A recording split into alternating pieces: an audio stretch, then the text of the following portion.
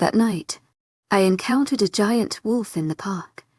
It looked both dangerous and mysterious, but as I got closer, it acted like a docile pet. What's more, it seemed to understand me and even let me get close to keep warm. At the moment, I suddenly realized that this town might not be as simple as it seems. One new town. You're so lame. Massey Wilton huffed, shaking her head at her younger sister. What's so wrong about moving to a new school? 𝐊𝐤𝐳 wasn't that impressive anyway. The boys were very whiny and those girls were much too petty for my taste. Immerse's younger sister, Lydia, rolled her violet eyes that her older sister had inherited from their mother as well. 𝐊𝐤𝐳 was a good school and it was ranked highly on the academic charts. Whatever. Massey waved off. Regardless, I'm glad we're moving. The car did a sharp turn, almost hitting a driver ahead. The driver screamed profanities at Marseille's father, who in return said a few calm remarks that made the man flush red and yell even louder in indignation. Her mother yawned and continued filing her nails, ignoring the argument beside her. Massey and Lydia did just as well. This wasn't the first person their father almost crashed and got into an argument with. He could be so reckless sometimes. I checked Dark Fall's academic status. It does not compare to that of 𝐊𝐤𝐳. It does not compare to that of 𝐊𝐤𝐳. Massey mimicked her sister, mocking. Seriously, how are we related? Her very funny. Her sister deadpanned. Massey grabbed her headphones and jammed them into her ear so as not to hear her sister continue babble about nonsense. There was no one in her previous school she cared enough to keep contact with. She felt no qualms about starting things new. Babe, I can see your lips moving but I hear nothing. Massey closed her eyes and relaxed as Lydia complained to their mother about Massey ignoring her. 𝐊𝐤𝐳 𝐸𝐿𝐼𝐻 𝐊𝐿𝐼𝐻 Heartfelt thanks for your unfailing patience and enthusiasm. Wilton, already used to the daily bickering, kissed her youngest daughter and offered her a clip bar she had saved in her bag as consolation. As she listened to her music, Massey hoped this new town would not disappoint her. She was a wild girl, always looking for an adventure and ways to have fun. 𝐿𝐤𝐳, on the other hand, thought these things gibberish. She believed all a person needed was a good education and an extremely well-paying job. Beyond that, Lydia thought a waste of time. Poor Lydia. Maybe Dark Falls would do good to her. She definitely needed to loosen up. Massey opened her eyes to see the black sky with its star-speckle hue. No street lights were around them.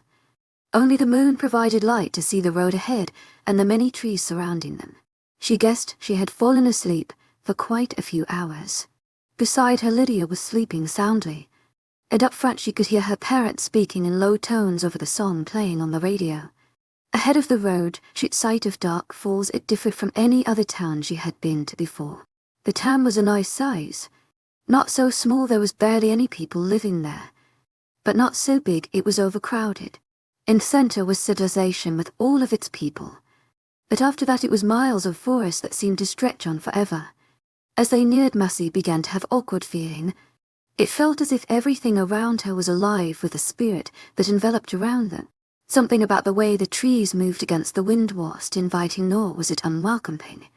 It was more like a warning with a spark of anticipation, and the closer they got to Dark Falls, the heavier the feeling became.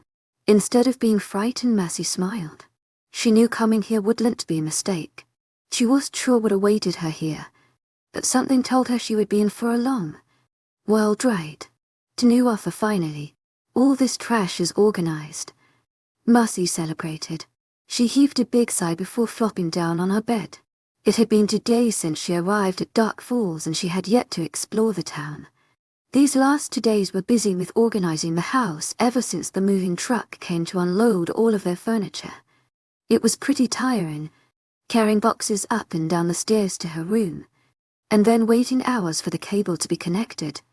Thankfully, the service around here was fast, so they were able to make themselves at home quicker than usual. Then again, they've moved so many times they've gotten used to it. It wasn't as time-consuming anymore, but the drag of doing all of it stayed the same. Massey slid out her purple notebook, her favorite color, and crossed out a jot of move more than 10 times off her bucket list. The list was something she had thought of just a year ago, but already she was determined to do as many things on there as possible. "Hey Immerse, Mom says we're going to the supermarket. Want to come?" Lydia chirped, stepping in to 𝐷𝐼's room. "Ah, I see you're doing your suicide list again. Over 10 months writing it, and you have yet to think up to ways. If I were you, I would have already come up with over 1.0. Lydia smiled smugly. "Not very hard to believe, seeing as you're a workaholic in the making. And the only reason I haven't come up with more is because, unlike you, I have a life." Massey stuck out her tongue and put a notebook away. "Tell Mom I'll go. Just give me a minute."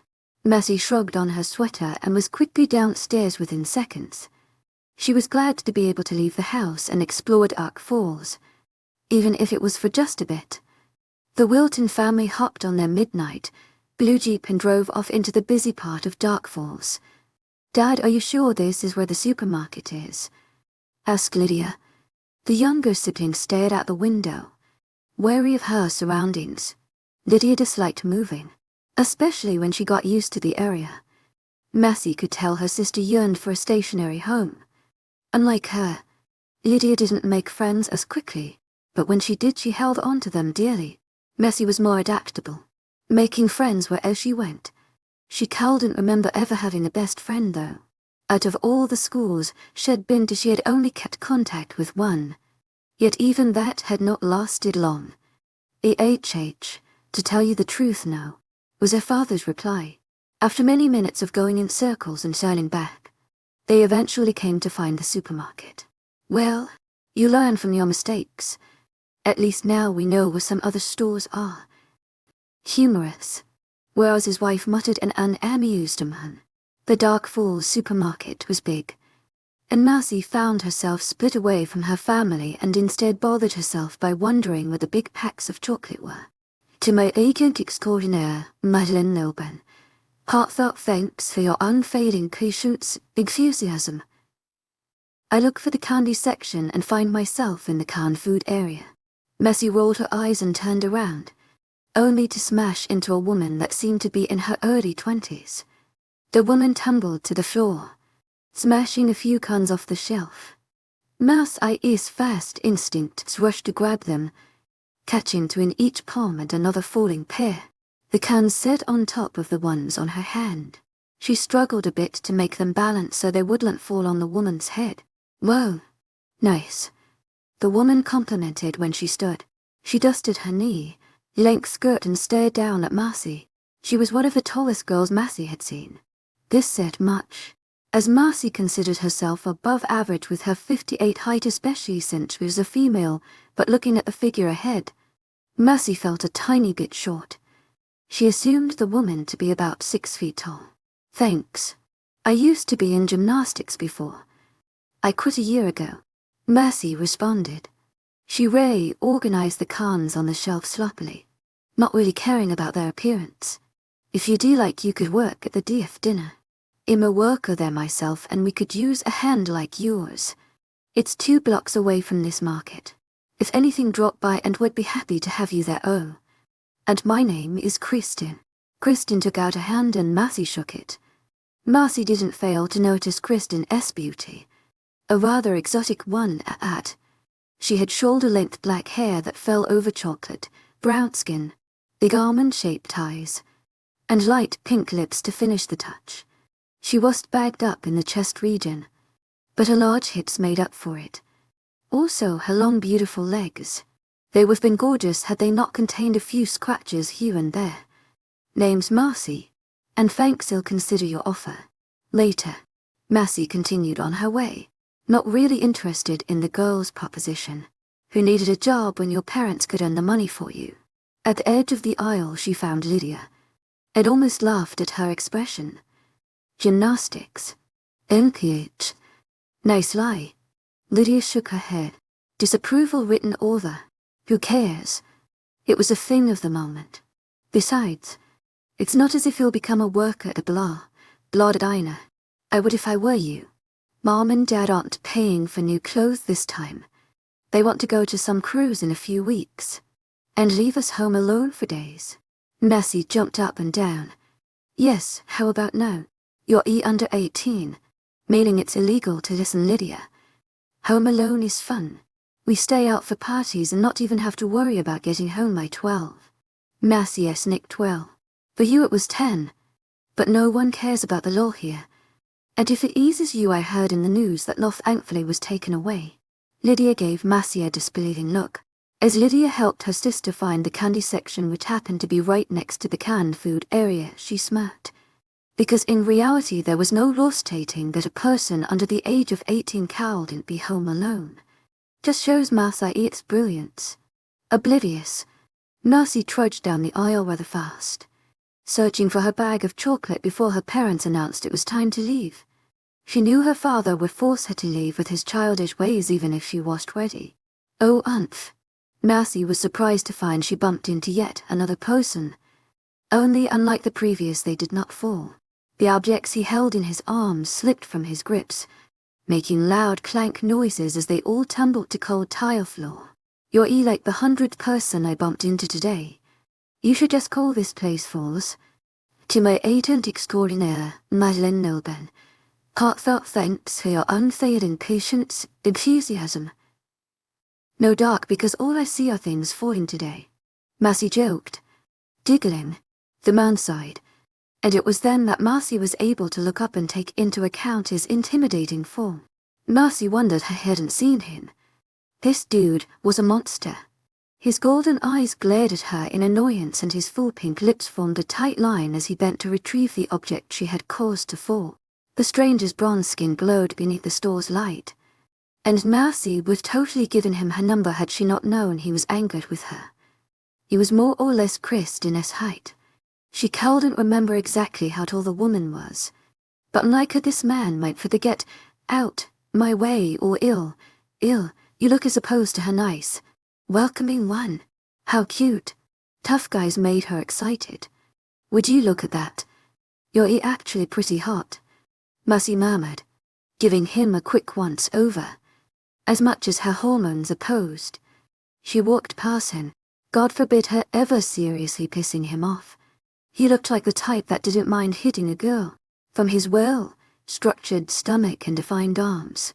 She could easily tell he could pack a good punch, and she didn't want her pretty face ruined. To my agent extraordinaire, Madeleine Nilben, heartfelt thanks for your unfailing patience, enthusiasm. Lydia, let's go, cried their father. Lydia hurried to her mother's side, embarrassed to be even associated with Massey after her recent mess. Massey, on the other hand, kept looking for her favorite chocolate. Wait just one more second.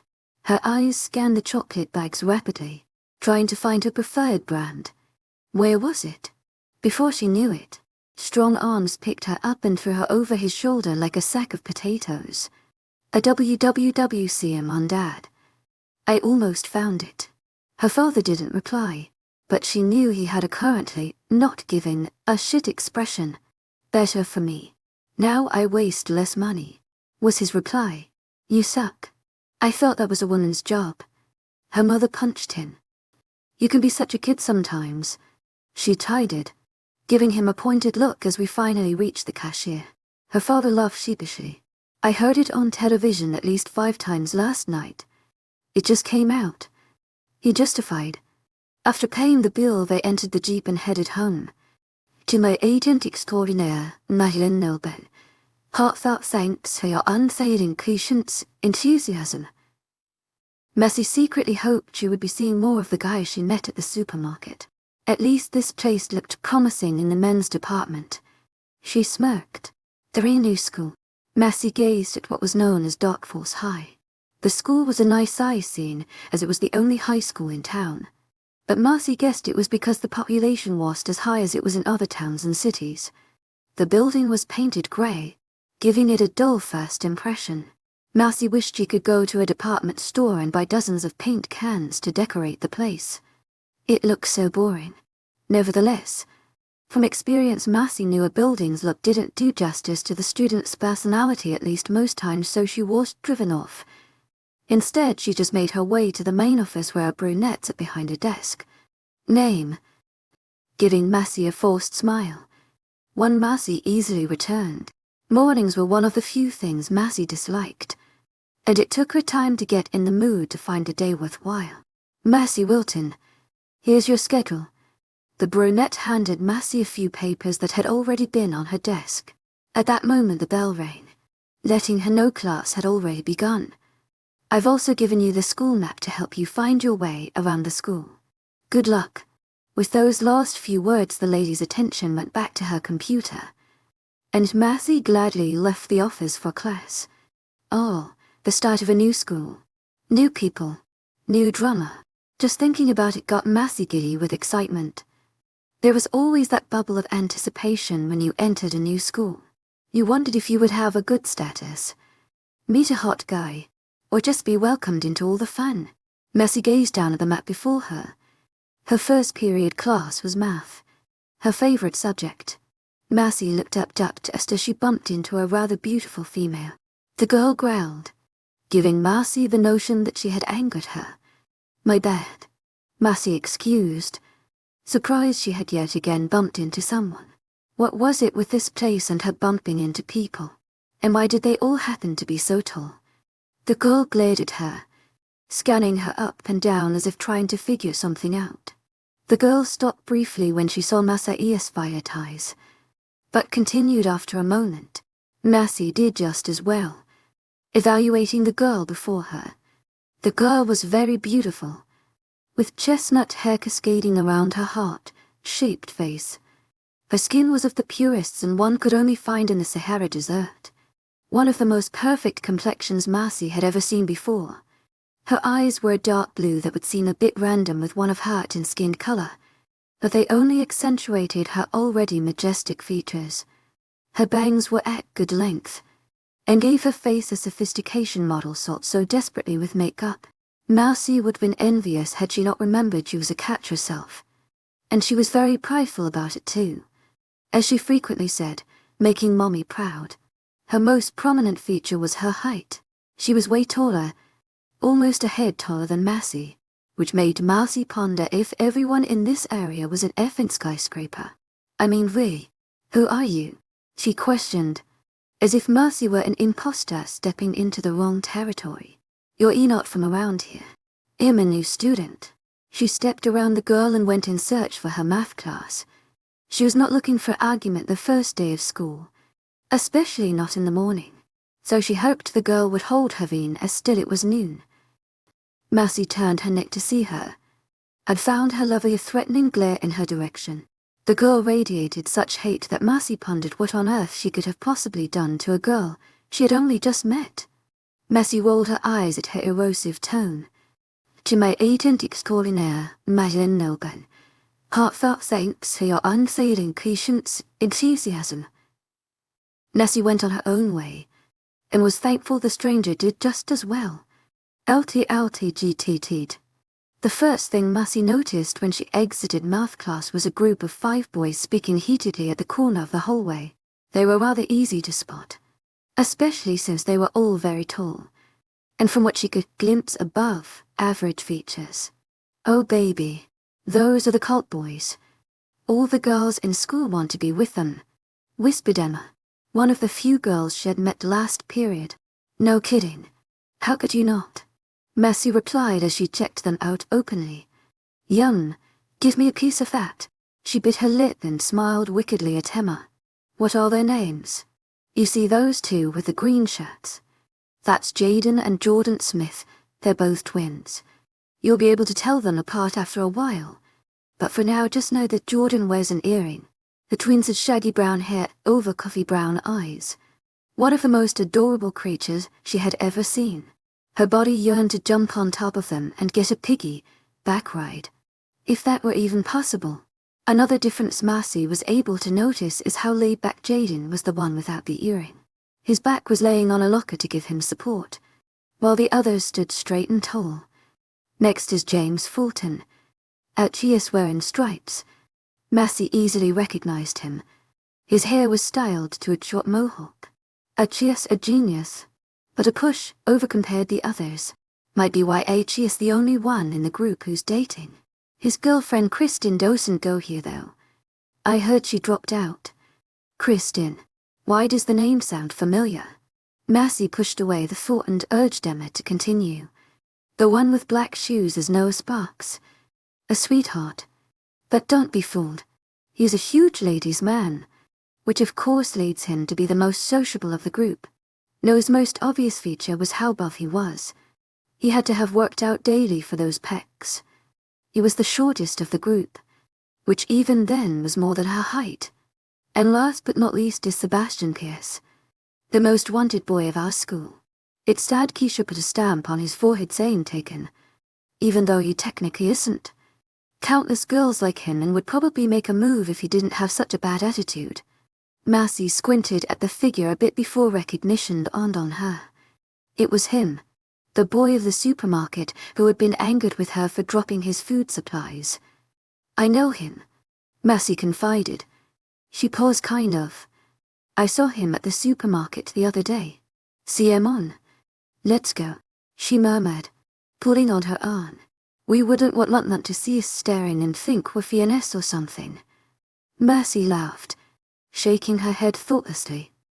Why not? I wouldn't care. As if hearing her words. Sebastian S. had snapped at her direction, and the moment he did, so did that of the rest of the boys. Massey gave Emma a sideways glance. Besides, I think they know we were staring at them already. The new friends see him on. Let's go, Emma murmured, pulling on her arm. We wouldn't want them to see us staring and think we're FNS or something. Massey laughed, shaking her head thoughtlessly. Why not? I could care less. As if hearing her words, Sebastian's head snapped at her direction, and the moment he did, so did that of the rest of the boys. Massey gave Emma a sideways glance. Besides, I think they know we're staring at them already. Crap. What do we do now? She panicked, her voice rising to a higher octave. Massey shook her head at her reactive behavior.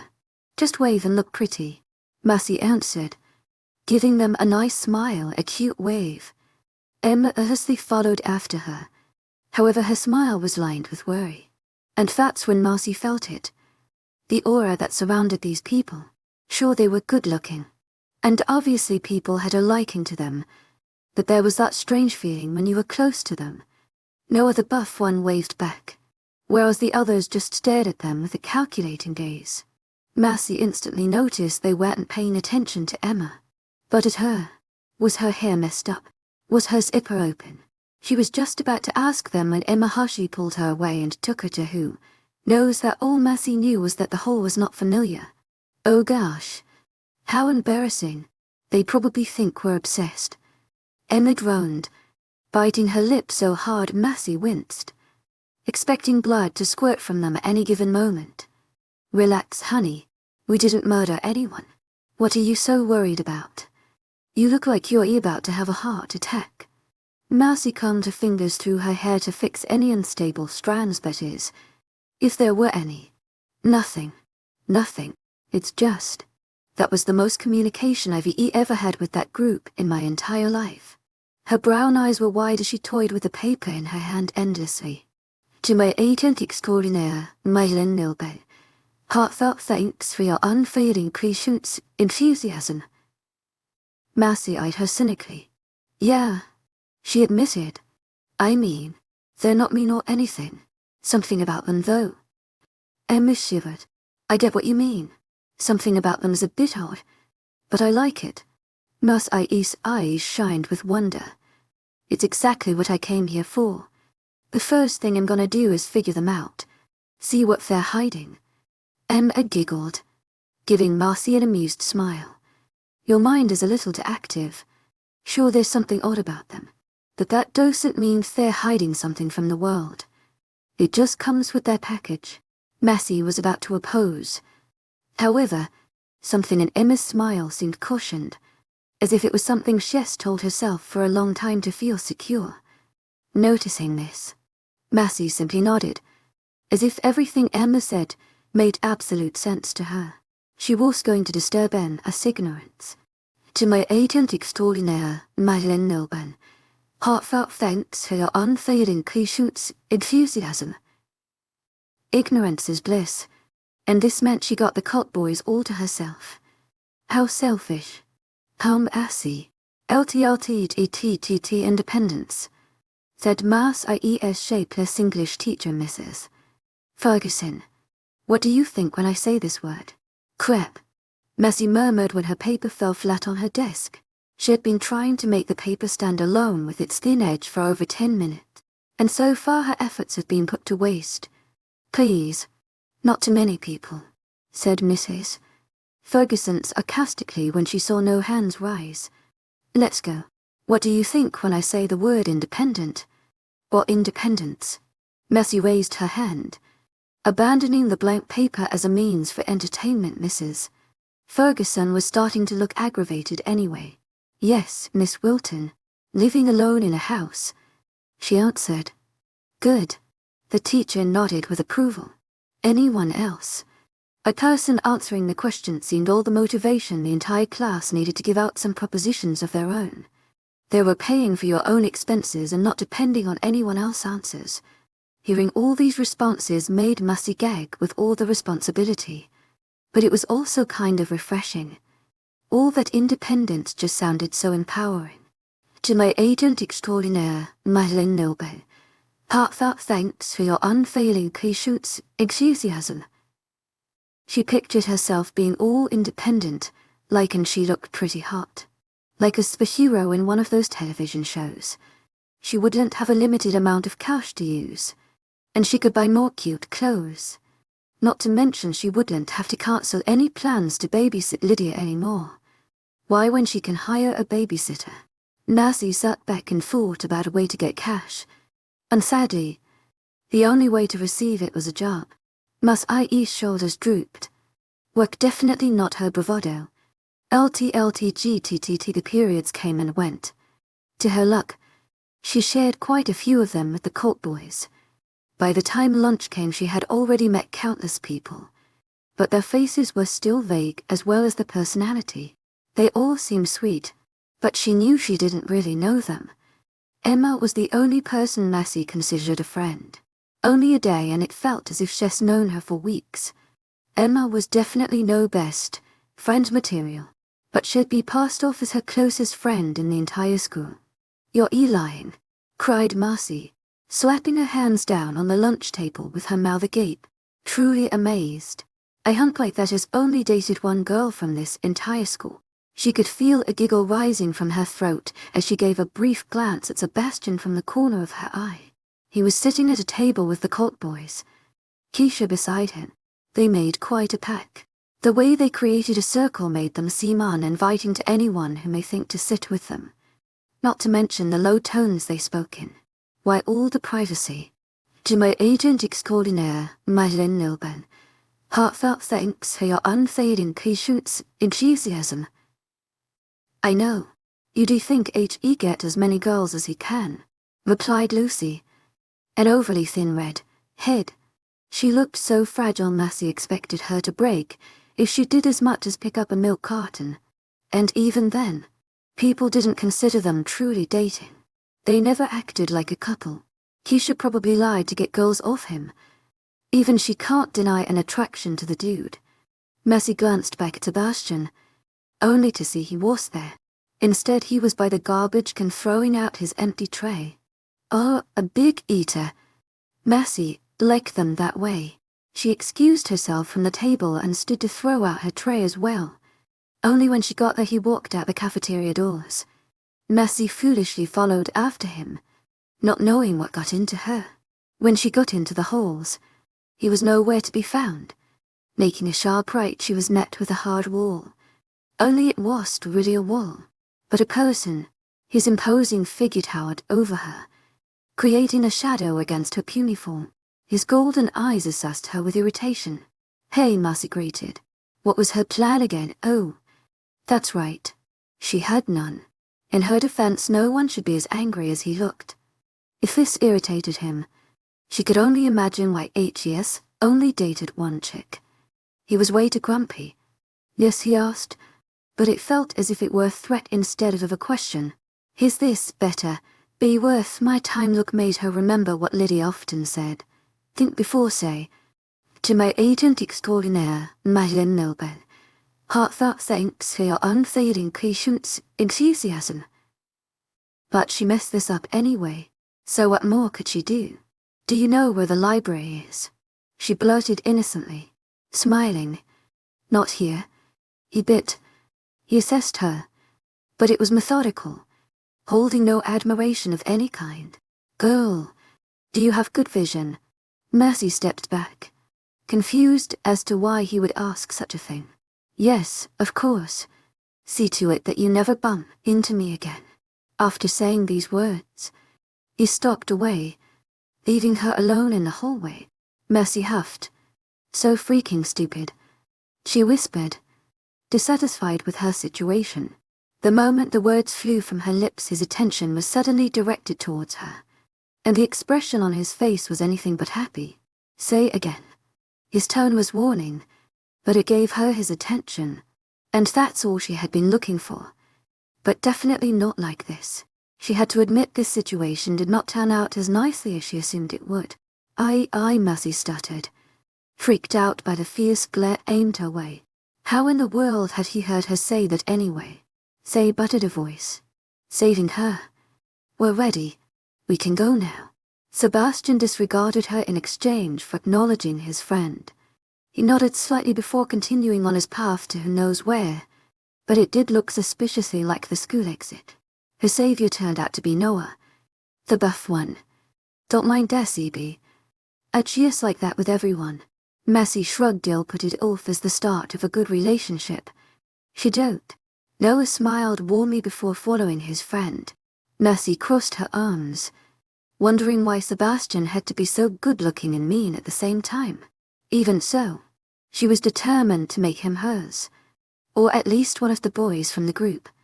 He was a challenge she wanted to crack. Mercy Wilton. Oh, she's the first girl in the entire school to date Sebastian. Yeah, she really liked the sound of that. 5 new job. It seems today that all you see is violence in movies and sex on TV. But where are those good old-fashioned values on which we used to rely? Mercy sang as she watched the Family Guy theme song come from the little television screen in the empty dark Falls diner. It was a nice place, and had more than enough room to fit dozens of customers. Some of the tables were accommodated between red booths, while others were 6 dark, wooden chairs. When she had entered, she had asked a waiter if they knew a tall, pretty woman who worked here. When he asked why, she had explained that she was here to take up the job she had offered. Then he smiled and told her to wait a few minutes. And so here she was, semi-impatient for the lady to appear. Mercy wanted to get this job as soon as possible, especially that paycheck. She was even proud of herself for preparing all the things she needed to get a job. Who knew a first-time job taker needed a reference? Of course Mercy didn't at first. She asked Lydia about the shenanigans in the hallway. Lydia was more than willing to tell her actually proud of herself, but all those feelings fell to the trash when both ended up being late to class. Hey, greeted a woman, coming up to her. Mercy instantly recognized her as the girl from the supermarket. Mercy, right. Excuse me if I'm wrong. I have terrible memory. The girl looked genuine, but Mercy was starting to feel a bit guilty for having not memorized her name. She smiled in relief when she read her name tag. Oh no, it's okay, Kristen. Happens all the time. And you got my name right anyway. You came here for the job. That's great. We need a hand here, especially with the boom of customers we've had recently. Kristen was dressed in an attire of jeans and a plain black polo. She looked rather young to be a manager. To my agent extraordinaire, 𝐿𝐻𝐿 heartfelt thanks for your unfailing enthusiasm. She looked like the type to still be in high school. At the thought, her name became very familiar. This girl was James Fulton's girlfriend. Mercy was too surprised. She was pretty enough to grab any of the gorgeous cult boys' attention. Good. I brought work paper stuff since this is my first time getting a job, Mercy admitted. Kristen giggled. looking at the single sheet in 𝐿𝐲𝐬𝐬's hand. I can tell. But that won't be needed here. Dark Falls is a small town. We don't bother ourselves with things like that. Massey shrugged, throwing it in a trash can nearby. Better for me. It's not like I had any good stuff in the first place. What do I do then?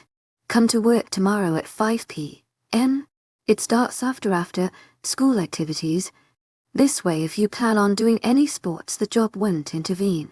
Massey grinned. Perfect. But I don't do sports anyway. They're not my forte. Massey stood and shook hands with Kristin. See you tomorrow. 𝐿𝐷𝐷𝐷𝐿𝐷𝐷𝐷𝐷𝐷, groaned Massey. Aggravated was a complete understatement of what she was feeling right now. She was at the brink of insanity.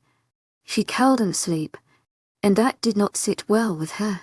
Sleeping is one of her favorite hobbies, especially since she tended to have good dreams. Even if she couldn't remember most of them by morning, she just knew. And so not being able to go into her blissful wonderland was more than a big problem. Okay, so maybe she was exaggerating. But she didn't want bags under her eyes by the time school came. She wanted to look extra pretty tomorrow so Sebastian could enjoy viewing her face. Unrealistic considering she hadn't made the best of first impressions. Or second impressions. She locked eyes with the moon outside her window. And immediately her sour mood became sickly sweet. Why the hell had she been complaining? It was dark outside. Everyone in the house was asleep. And her avid imagination was going overboard with all the things that could happen if she took a stroll around town. She leapt off her bed clothed in black shorts and a purple tank top. She combed her hair furiously, working it to a sexy, messy bun. She shook her head a bit to force some strands to fall out around the right of her face for the extra effect. And then after inspecting her outfit she tiptoed out her room in her dark-colored shoes. Outside the air was fresh. It was a mixture of forest and dirt, but it gave her a calming effect. The wind helped heighten her excitement. She could imagine herself looking like a main character in some crazy action movie right about now. Massey walked up and down sidewalks, left and right, through alleys, and once behind a store. Yet all of this wandering and nothing happened. Her anticipation died down, being that it was around 3 a.m. There were little to no cars driving by, and absolutely no people walking. Stupid Dark Falls, she mumbled, kicking a rock. Why do you have to be such a safe town? She was heading back home, but just as she passed by the park she heard a howl. Massey jumped, surprised. Her steps toward home accelerated. She wanted to be kidnapped by a hot dude passing by at night, not bitten by some large scary dog. Her curiosity got the best of her when she peeked at the forest behind the park. No gates surrounded the park, leaving forest and play area unseparated. Any child could have ran into the bundle of trees and gotten lost without a parent's notice. Massey thought the town wasn't so bad after all. It's a shame Lydia was too smart to even think about exploring the forest alone. Behind some trees she saw a figure move. It was definitely not a person, that much was assured, but by the size of the thing she knew it was like nothing she had ever seen before. The animal growled lightly, yet it didn't make the sort of stance a predator would. Letting curiosity get the best of her, she took a few steps forward for a better view, keeping a close eye on the creature.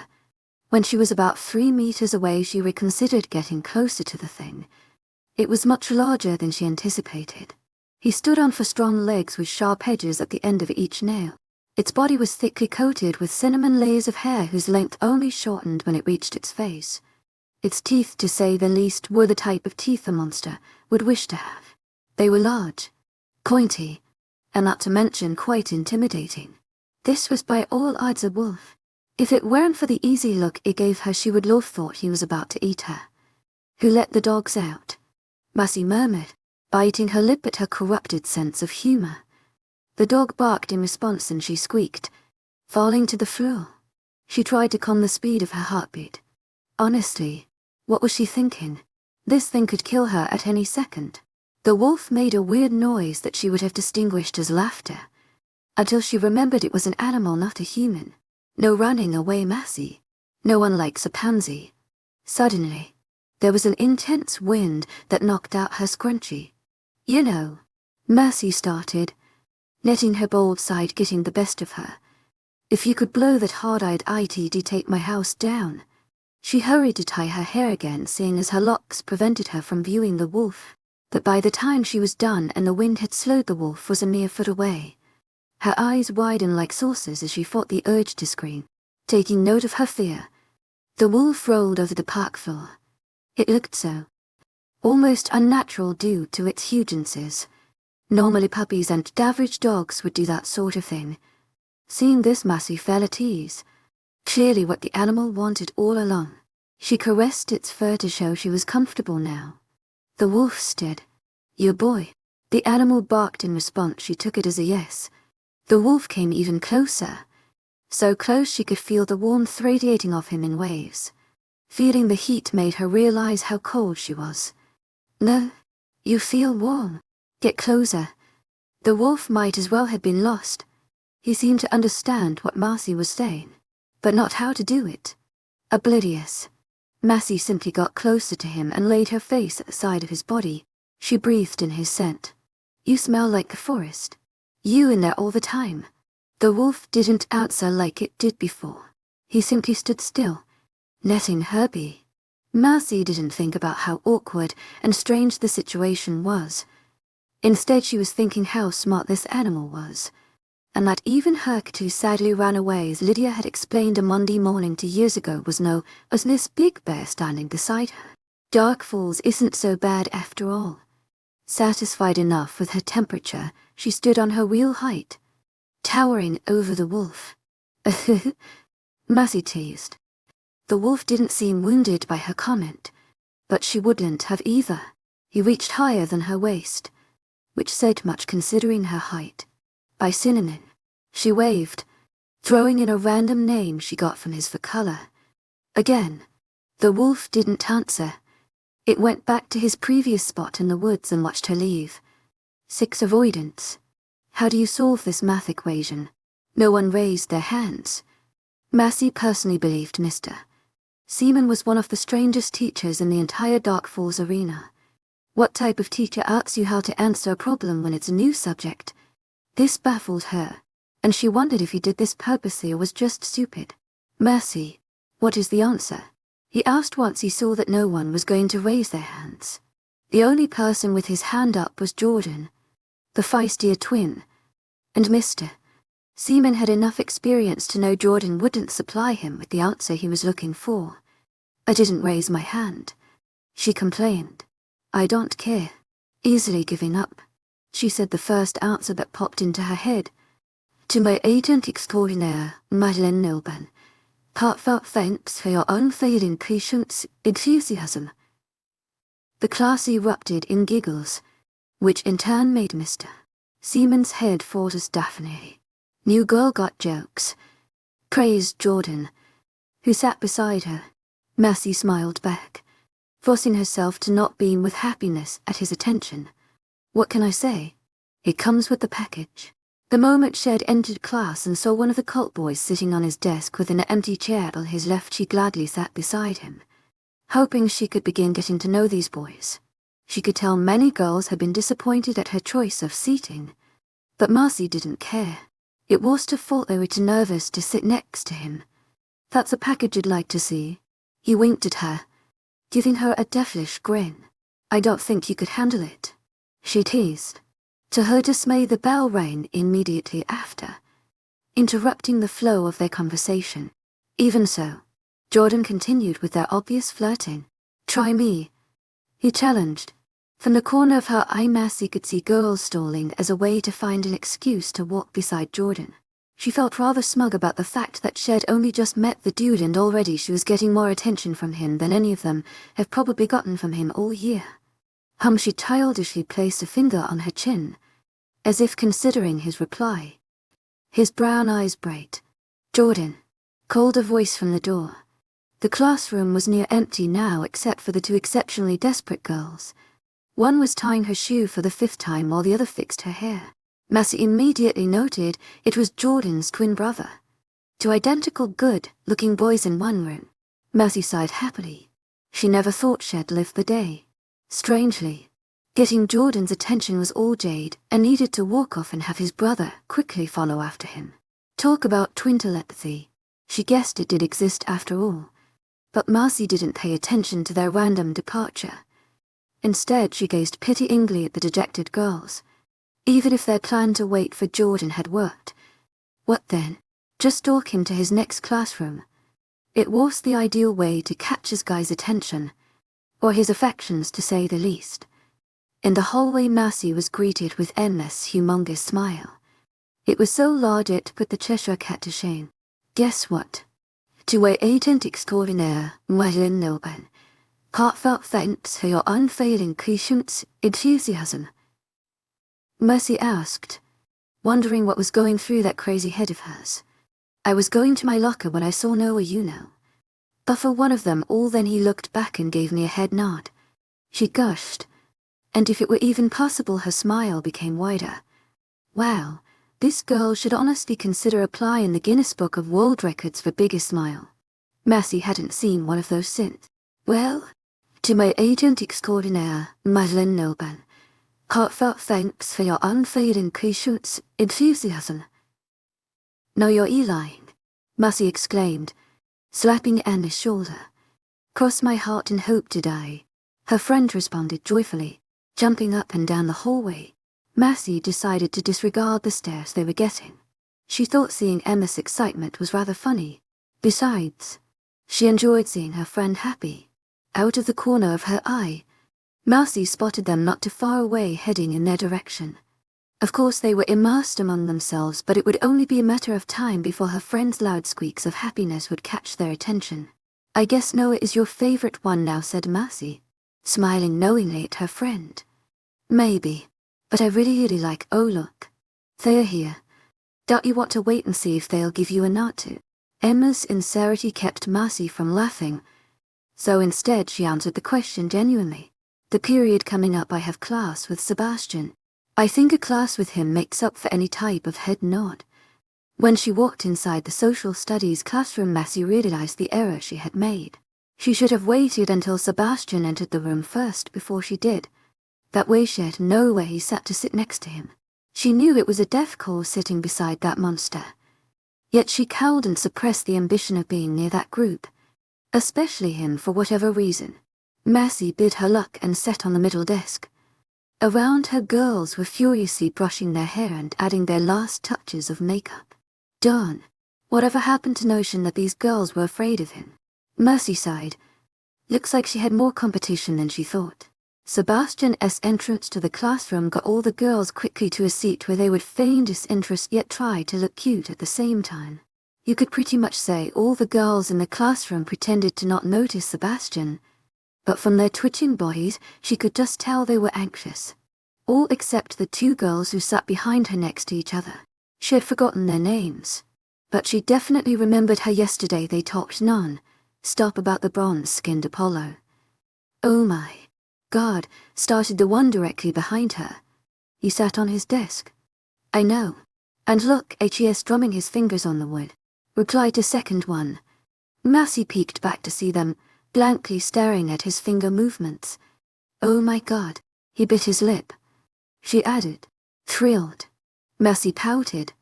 Sebastian ended up seating for desks away from her.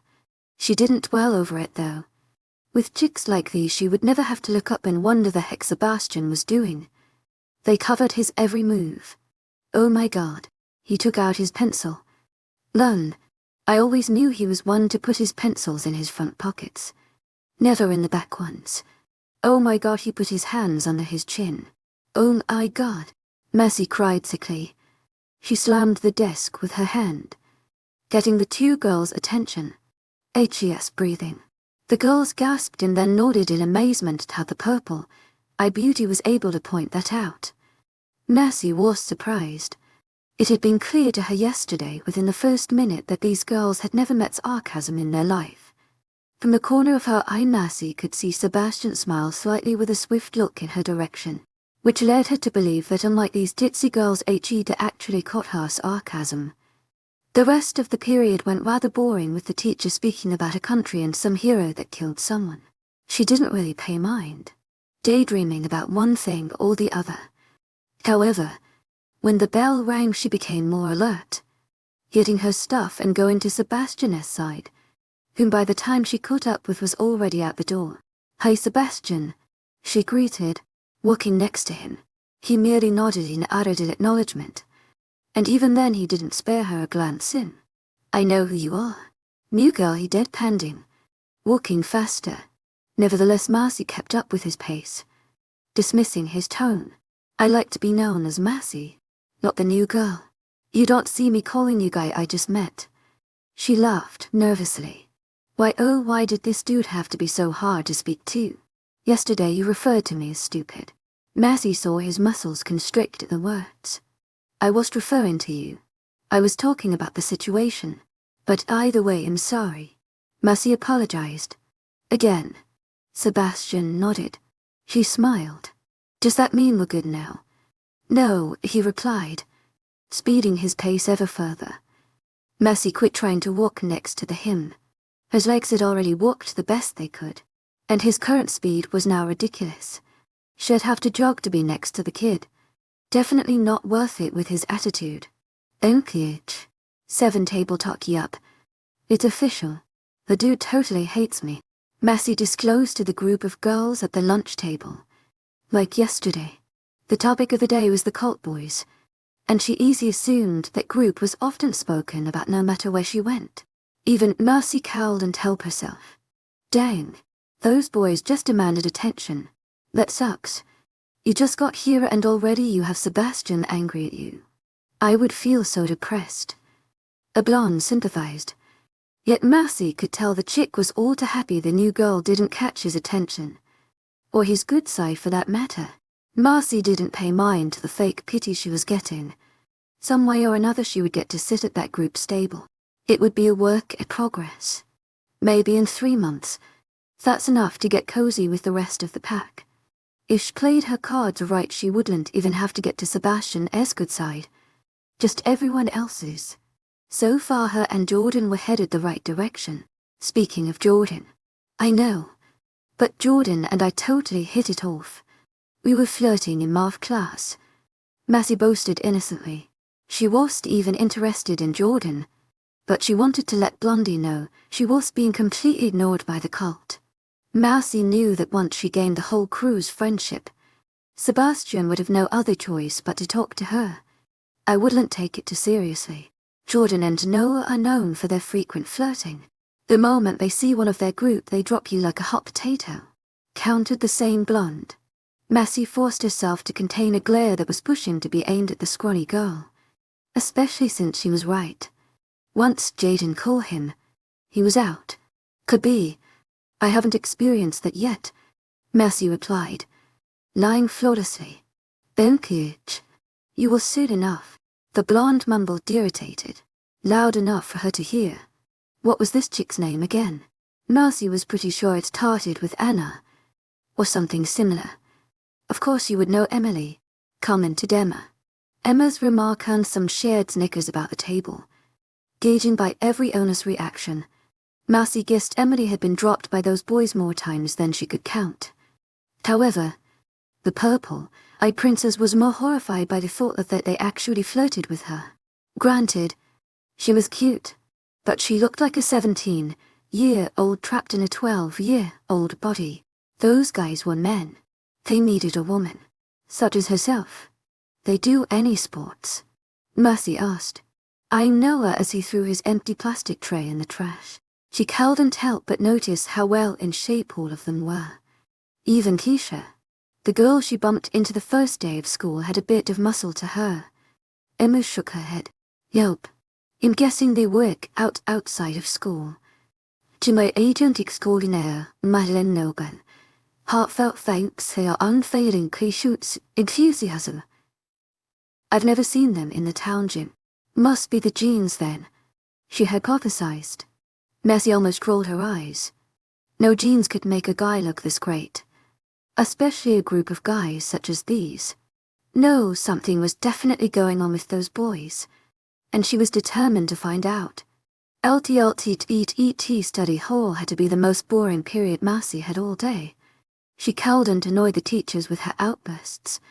There were no cute guys to flirt with at all, and the person beside her found the need to sniff up the buggers clogged up his nose every 20 seconds. Yes, she had counted.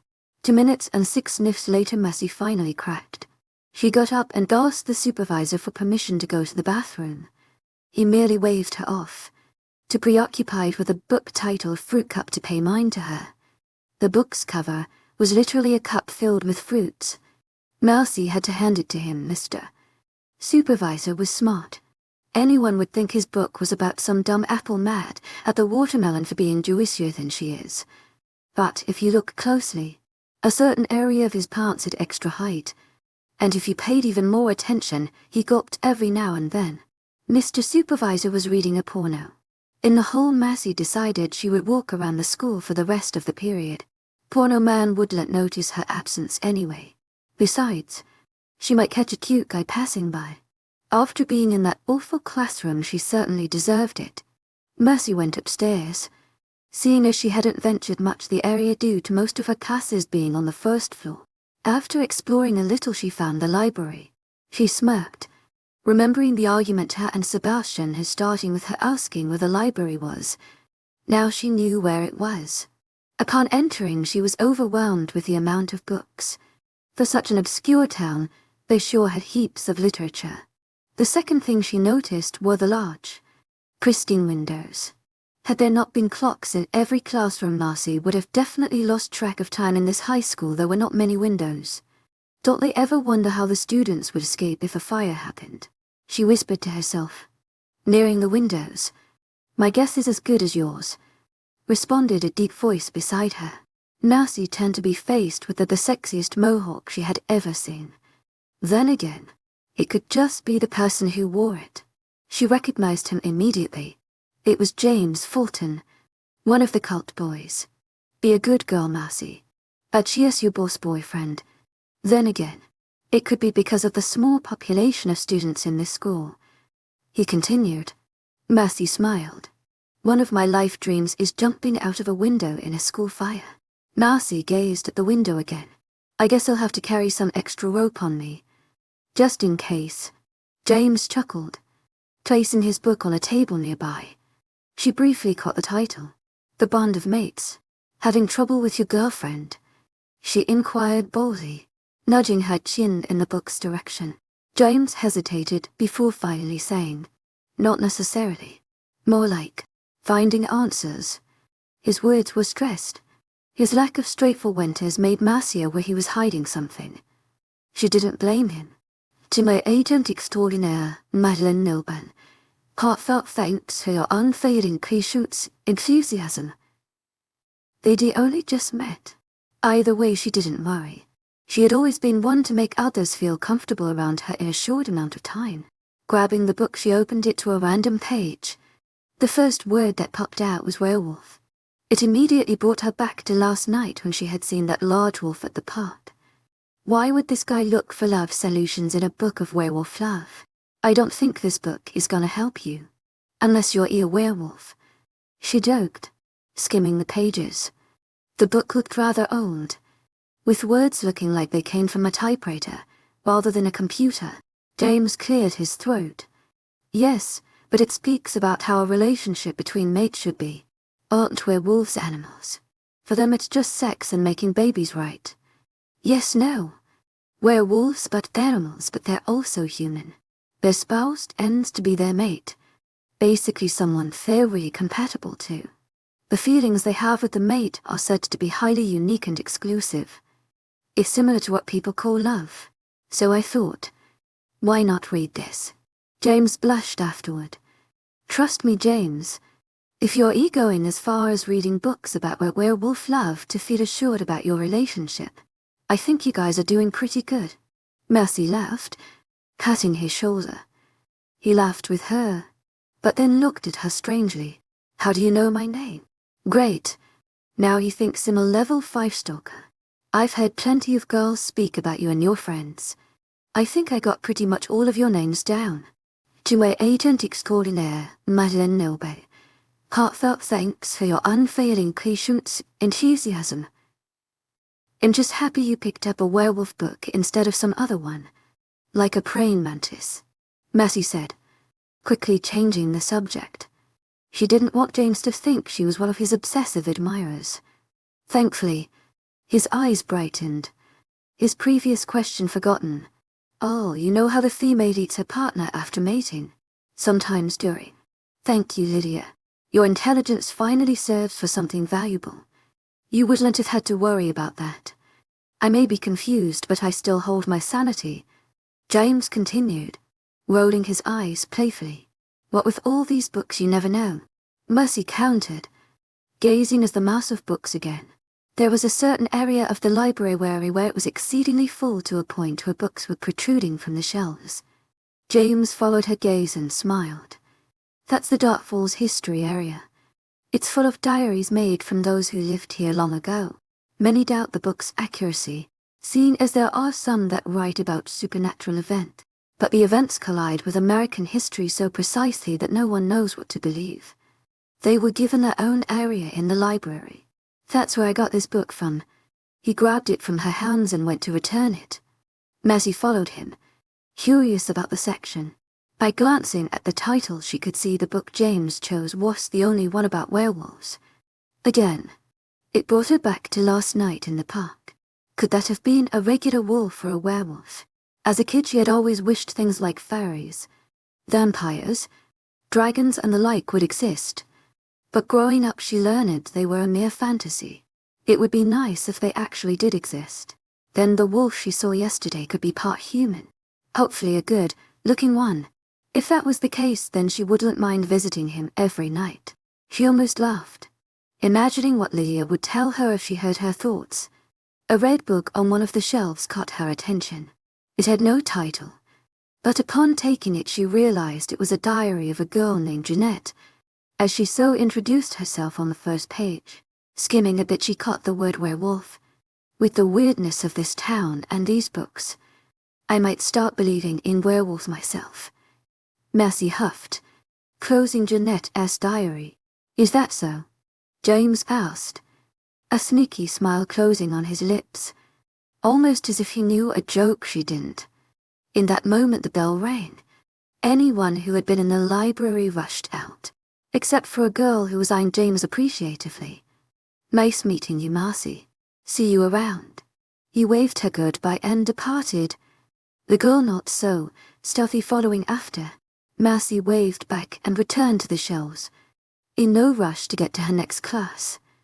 That is, until she realized she never told James her name.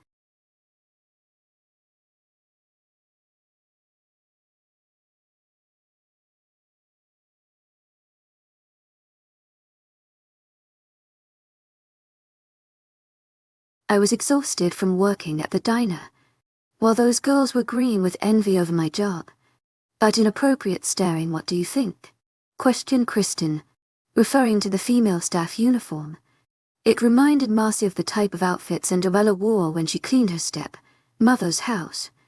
Only it was all burgundy, clean, and smelled like laundry detergent. Not to mention modest.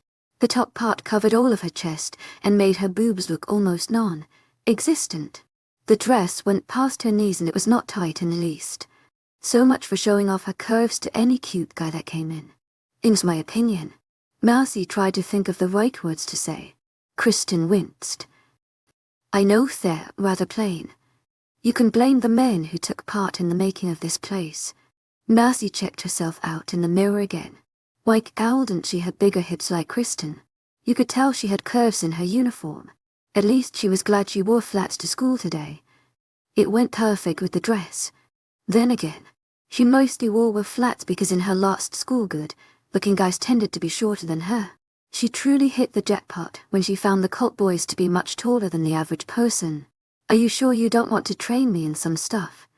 I've never been a waitress before. I think you'll do pretty good, Kristen reassured, exiting the staff room.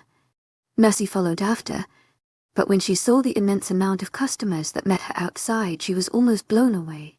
Most of them of which were girls, and because of the amount of girls, guys started to enter as well. Phew, talk about good business, Mercy mumbled. She wondered how good the food must be if this many customers came here on a school day. They'll start taking orders on the right side, and you can take orders on the left. Kristen ordered, giving her a notepad and pen. Write them down here along with the table number so as not to get confused. Then take them to the cook. She pointed to an area opposite the front door of the diner where chefs cooked. Good luck. Kristen pat her shoulder and went on her way, taking things in stride. Massey went to the nearest table and began her job. Hi, I'm Massey. May I take your order? The girls knew exactly what they wanted, meaning she didn't have to do much waiting. She gave it to the chef and restarted the process. It was a bit harder when she had to return the orders to the customers, but this was when Kristen's advice came into place. The chef's cooked food came with the order note next to it, so she knew which table to give it to. As Mercy continued to take orders, she pondered why exactly there were so many girls. One thing she knew for sure was, when there were a bunch of girls, there was a hot guy, and she was dying to know who it was. Her prayers were answered when Jaden stepped into the diner. What surprised her the most, however, was when he entered the staff room. He worked here, and the day keeps getting better. With new-found enthusiasm, she returned orders to the customers, giving a genuine smile this time. Turns out Jaden was a chef. Could the boy get any cuter? 3 hours later and various tables later with girls Ray, ordering despite the new flow of customers, Massey found herself become exhausted. From the corner of her eye she could see Kristen work with the same energy she had when she first started.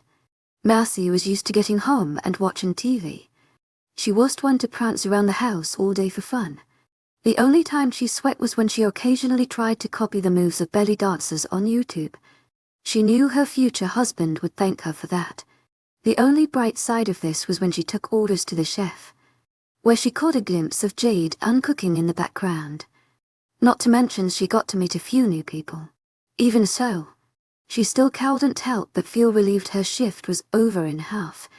There was a slight hush in the air when the diner door opened again. Goodness, did these people not get the place was full? Scanning the tables, she decided to next serve an 8-year-old girl sitting at a table alone, impatiently playing with the table utensils. She frequently glanced at the door before returning to her previous habit.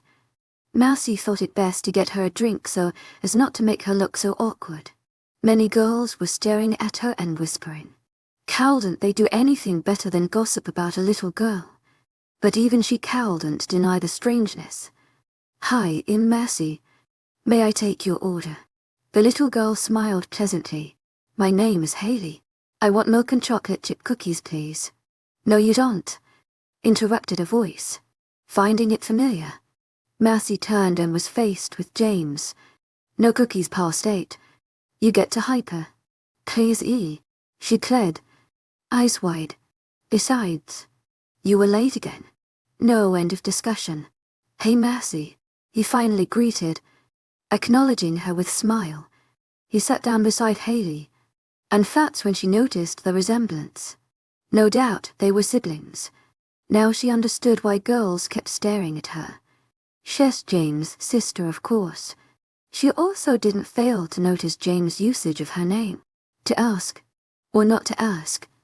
That is the question. Since milk and cookies are off, what would you guys like to order? Massey wrote the new order on her thinning notepad. Coronas. They probably had to buy a new set every weekend. Coming right up. Before giving it to the chefs, Massey wrote down another table's order so as not to walk so often. Gosh, she could feel tomorrow's cramps already.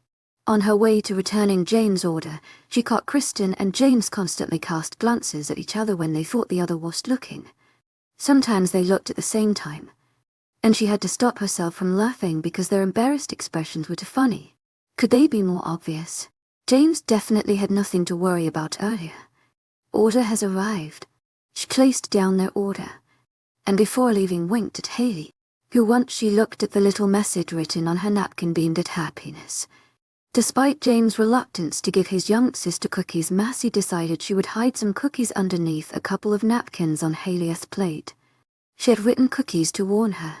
To my agent extraordinaire, Madeleine Nilban, Confronting her unfailing 𝐊𝐤𝐧𝐠 enthusiasm.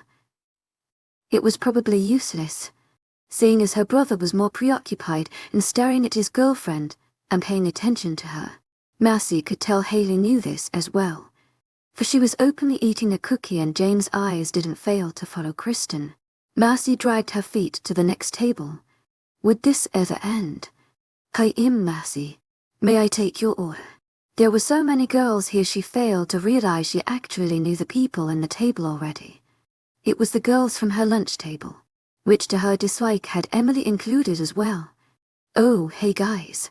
You work here?" Emily asked, distaste jumping at every syllable. "I couldn't say no when Kristen asked me. It's fun here. Got to meet some new people. But let me tell you it's exhausting." Marcy groaned, wiping sweat off her forehead with the back of her hand. "Well, Kristen asked you?" Emma asked. "A lot of people apply to work here but it's very hard to get in." "You're so lucky," expressed Lucy. The table was in awe, but the envy that lied underneath was evident. "Whatever, just get us a number 5 and some ginger ale," ordered Emily, feigning disinterest. "You get an F acting sweetheart." Marcy took more orders and continued her routine. Thankfully, one of the staff members flipped the open sign to closed and began to usher customers who finished eating out. Kristen happened to finish her side quickly and was on Marcy's to help her finish up. Of course the purple-eyed girl knew better, and that truly Kristen wanted to be closer to her man. Marcy had to work a bit past her shift waiting for customers to leave, but once they were finally gone aside from James, Haley and the other workers, she rushed to the nearest booth, closed her eyes, and laid down to rest. "You might want to stand up. I don't think you would like food falling on your face." Marcy peeked to find Jaden's figure above her, a washcloth at hand. Apparently he was wiping the tables clean. His voice was lifeless, but it was sad, completely different from Jordan's vibrant tone. "Sure." His eyes followed her as she stood from the booth, and to Marcy's confusion lowered. No, not to her chest, but to a woman's most private area. Weirdest thing was, it wasn't with any sexual intent. She rubbed her arms, feeling slightly uncomfortable. The bells rang at the opening of the door, swaying her attention. In walked Sebastian's intimidating figure. He greeted Kristen and James with a nod, but when his eyes fell on her he raised an eyebrow, as if to say, "What the hell are you doing here?" "Hey Sebastian, not gonna say hi?" Marcy greeted jokingly. Sebastian remained emotionless, and instead of answering her continued into a room she wasn't familiarized with. "Okay, you can do that too," she called after him, waving him off. She was too exhausted to even attempt making conversation with that ice of a man. When her attention returned to Jaden, she was surprised to find him still staring. What was wrong with the kid? Didn't he know it was rude to stare at a woman's private? With her finger, Marcy lifted his chin. "Would you like to tell me what's so amazing about my what?" His still face broke into a smile. "If I told you, you wouldn't believe me." At this Marcy smirked. "Try me." Jaden chuckled, his smile widening. "Blessed, he has a nice smile." "I would, but the others would kill me." Marcy scrunched her eyebrows, not understanding. Before she could ask for an explanation, Kristen called her. "Hey Mouse, you can go change now." Feeling too tired, she put her conversation with Jaden at the back of her head. All she wanted was a warm shower and sleep. Nerves dropping. Marcy sighed with content when she landed on her bed, freshly showered and in her favorite sleeping attire consisting of booty shorts and a white tank. The gentle breeze that entered through her window was comforting, and did all the more in helping her sleep. She was so happy with the day's events. So far she had succeeded in making friends with the cult boys, and getting a job at the diner, which she earlier found out was very hard to get into. Thinking of it, she wondered why Kristen had asked her to apply for the job while many others had offered to work there. Not just that, but Kristen and her were the only waitresses there. How in the world had she managed all those customers by herself? And why didn't she offer more help? To my agent extraordinaire, Madeleine Nilben, heartfelt thanks for your unfailing patience, enthusiasm. She would never outright ask her that. She felt rather privileged to be the only girl in school who managed to snag the job, and she'd like to keep it that way. To my agent extraordinaire, Madeleine Nilben, heartfelt thanks for your unfailing patience, enthusiasm. Massey did want to know what Jaden was thinking while he stared at her private region. If I told you, you wouldn't believe me. The others would kill me. The conversation had been very strange. She briefly wondered if she should ask him about it tomorrow, but instantly dismissed it, as curious as she was to find out. Her and Jaden simply weren't close enough to get a confession out of him. He, along with the other boys, had to get comfortable around her first. Gazing at the moon, her thoughts went to last night, and the humongous wolf shed scene, Cinnamon, as she had so fondly named him. Would he be out there tonight? She wanted to go visit him, and if she was completely truthful with herself, she even admitted to ponder about James' words in the library. Could those mythical creatures really exist? One way to find out. She attempted to sit up on her bed, but found herself plopped down afterward. Today had really taken a toll on her. She hoped she'd get used to the excessive work soon and be as fluent as Kristen in her job. Slowly, she felt herself drifting into sleep. With open arms she welcomed it.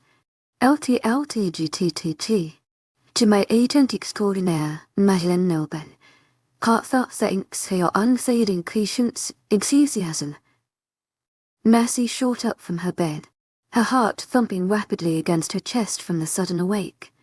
Her eyes slowly began to focus on the figure standing at the edge of her bed. Lydia. She was smiling pleasantly, but Massey knew better from the devilish gleam in her violet eyes. Breakfast is ready, and school starts in 30 minutes. She finished, giving a satisfied smirk.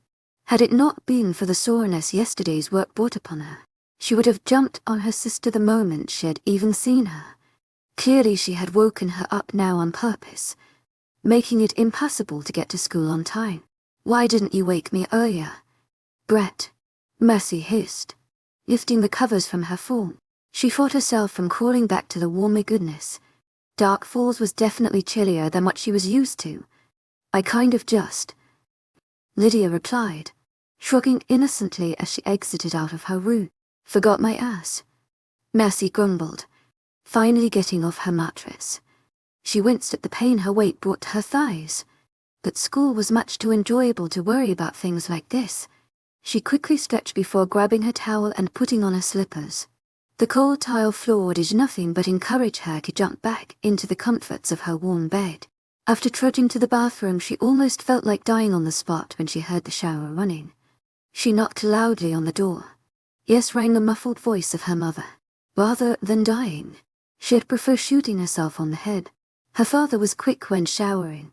Her mother, on the other hand. Hurry up, Mom. I'm late to school. Massey cried, and after the words left her lips she wondered why her mother hadn't bothered to wake her up either. It'll take just a minute. In rinsing, Massey slammed her head against the door in frustration, and after waiting a few seconds she knocked again. Oh my goodness. Ma'am, this is so frustrating. I've been waiting over 27 hours. She groaned. She was tired. To my agent extraordinaire, Madeleine Nilben, heartfelt thanks for your unfailing patience, enthusiasm. And woke up late for school. Yet her mother decided this was the best time to last Tion's showering. The silence that ensued after made Massey sigh in relief. You're such a drama queen. Her mother laughed, opening the bathroom door. I lasted nearly 5 seconds. Planting a kiss on her forehead, Massey smiled. She loved it when her mother kissed her there. It felt so loving. Finally, she rushed into the bathroom and quickly began to take the clothes off her figure, only then realizing she should have taken them off in her room. Now she had to carry all the stuff back. Could this morning get any better? 𝐿𝐷𝐿𝐷𝐸𝐷𝐸 mozzarella sticks or chicken nuggets. Massey cursed. Why hadn't the school cafe serve a little of both? She grudgingly picked the mozzarella before slowly sliding her tray to the lunch lady and paying up her food. Her legs stung with every step she took, reminding her of yesterday's hard workout. Goodness, she really hadn't been in shape. Last time she exercised was too long ago to remember, and last year when she took the mile run she got a solid 20 minutes. Needless to say, she was the last one.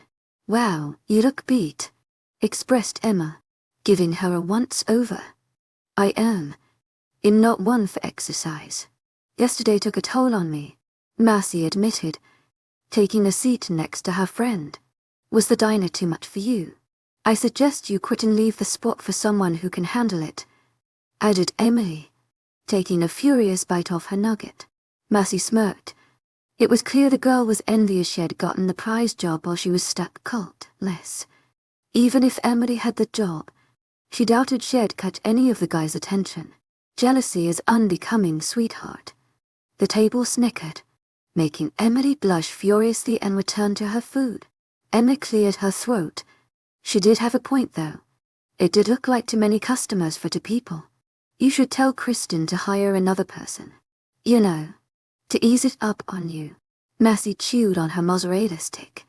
She didn't want to come off as a greedy chick, but she really didn't like the idea of sharing the diner with someone else from school. It made her feel special to be the only schoolgirl working there while others have had countless opportunities to snag it. "I think you'll get used to it, but you'll give Kristen a hint today after school. If anything, you'll be the first to know." The table beamed at her response. Even Emily, who after she realized she was showing her excitement failed miserably to hide it. "Excellent. You're the best," Emma exclaimed, throwing her into an affection hug that surprised her. Marcy began to feel guilty. She'd only said they'd get them off her back. Sure, as if she'd honestly give Kristen the suggestion. But staring at them now, she came to realize they only wanted to be a part of the cult just as much as she did. Maybe she would tell Kristen for their sakes. Besides, she didn't consider them competition when it came to getting Sebastian. At least, she hoped so. 𝐿𝐷𝐿TGTTTMA, please go to the bathroom. As expected, her study hall teacher nearly waved her off. Too busy reading his porno book to care where his students went, which served her just as well, because it made it all the easier to leave this place and wander wherever she wanted. She'd make it a daily thing. And perhaps in one of her class escapades she'd see one of the cult boys wandering the hallways, preferably Sebastian. It seemed her wish to see Sebastian was answered, because just as she was about to rise the staircase she caught a glimpse of his figure. To her distaste he walked alone, but with beautiful Keisha. They were speaking in low tones, and before they could spot her, Marcy hid behind the staircase to overhear their conversation. Her head peeked so slightly to give you. "We've spoken of this before. You should already know my answer." Keisha sighed as her gaze fell to the floor. "Disappointed in just thinking about what's best for you and everyone else." Sebastian lifted her chin with his finger, forcing her to meet his eyes. Marcy recalled seeing men do that in romance movies. Ed almost threw the pencil in her back pocket right at them to stop their moment. "Let me worry about that." Iy's breath caught when she leaned in to kiss him, but before her lips could touch his he held her shoulders firm and gave her a pointed look. "No, Keisha." Keisha was clearly wounded. "You're only hurting yourself," she snapped. Sebastian shook his head, disagreeing. "I'm not." Then he walked away, thankfully not in Iy's direction. When he left, Keisha remained frozen, not one to lose an opportunity. Marcy was about to climb the stairs when Keisha's dark blue eyes snapped her way. It was so sudden Marcy fought a cry from escaping her lips. Little girls shouldn't be spying on things that don't concern them.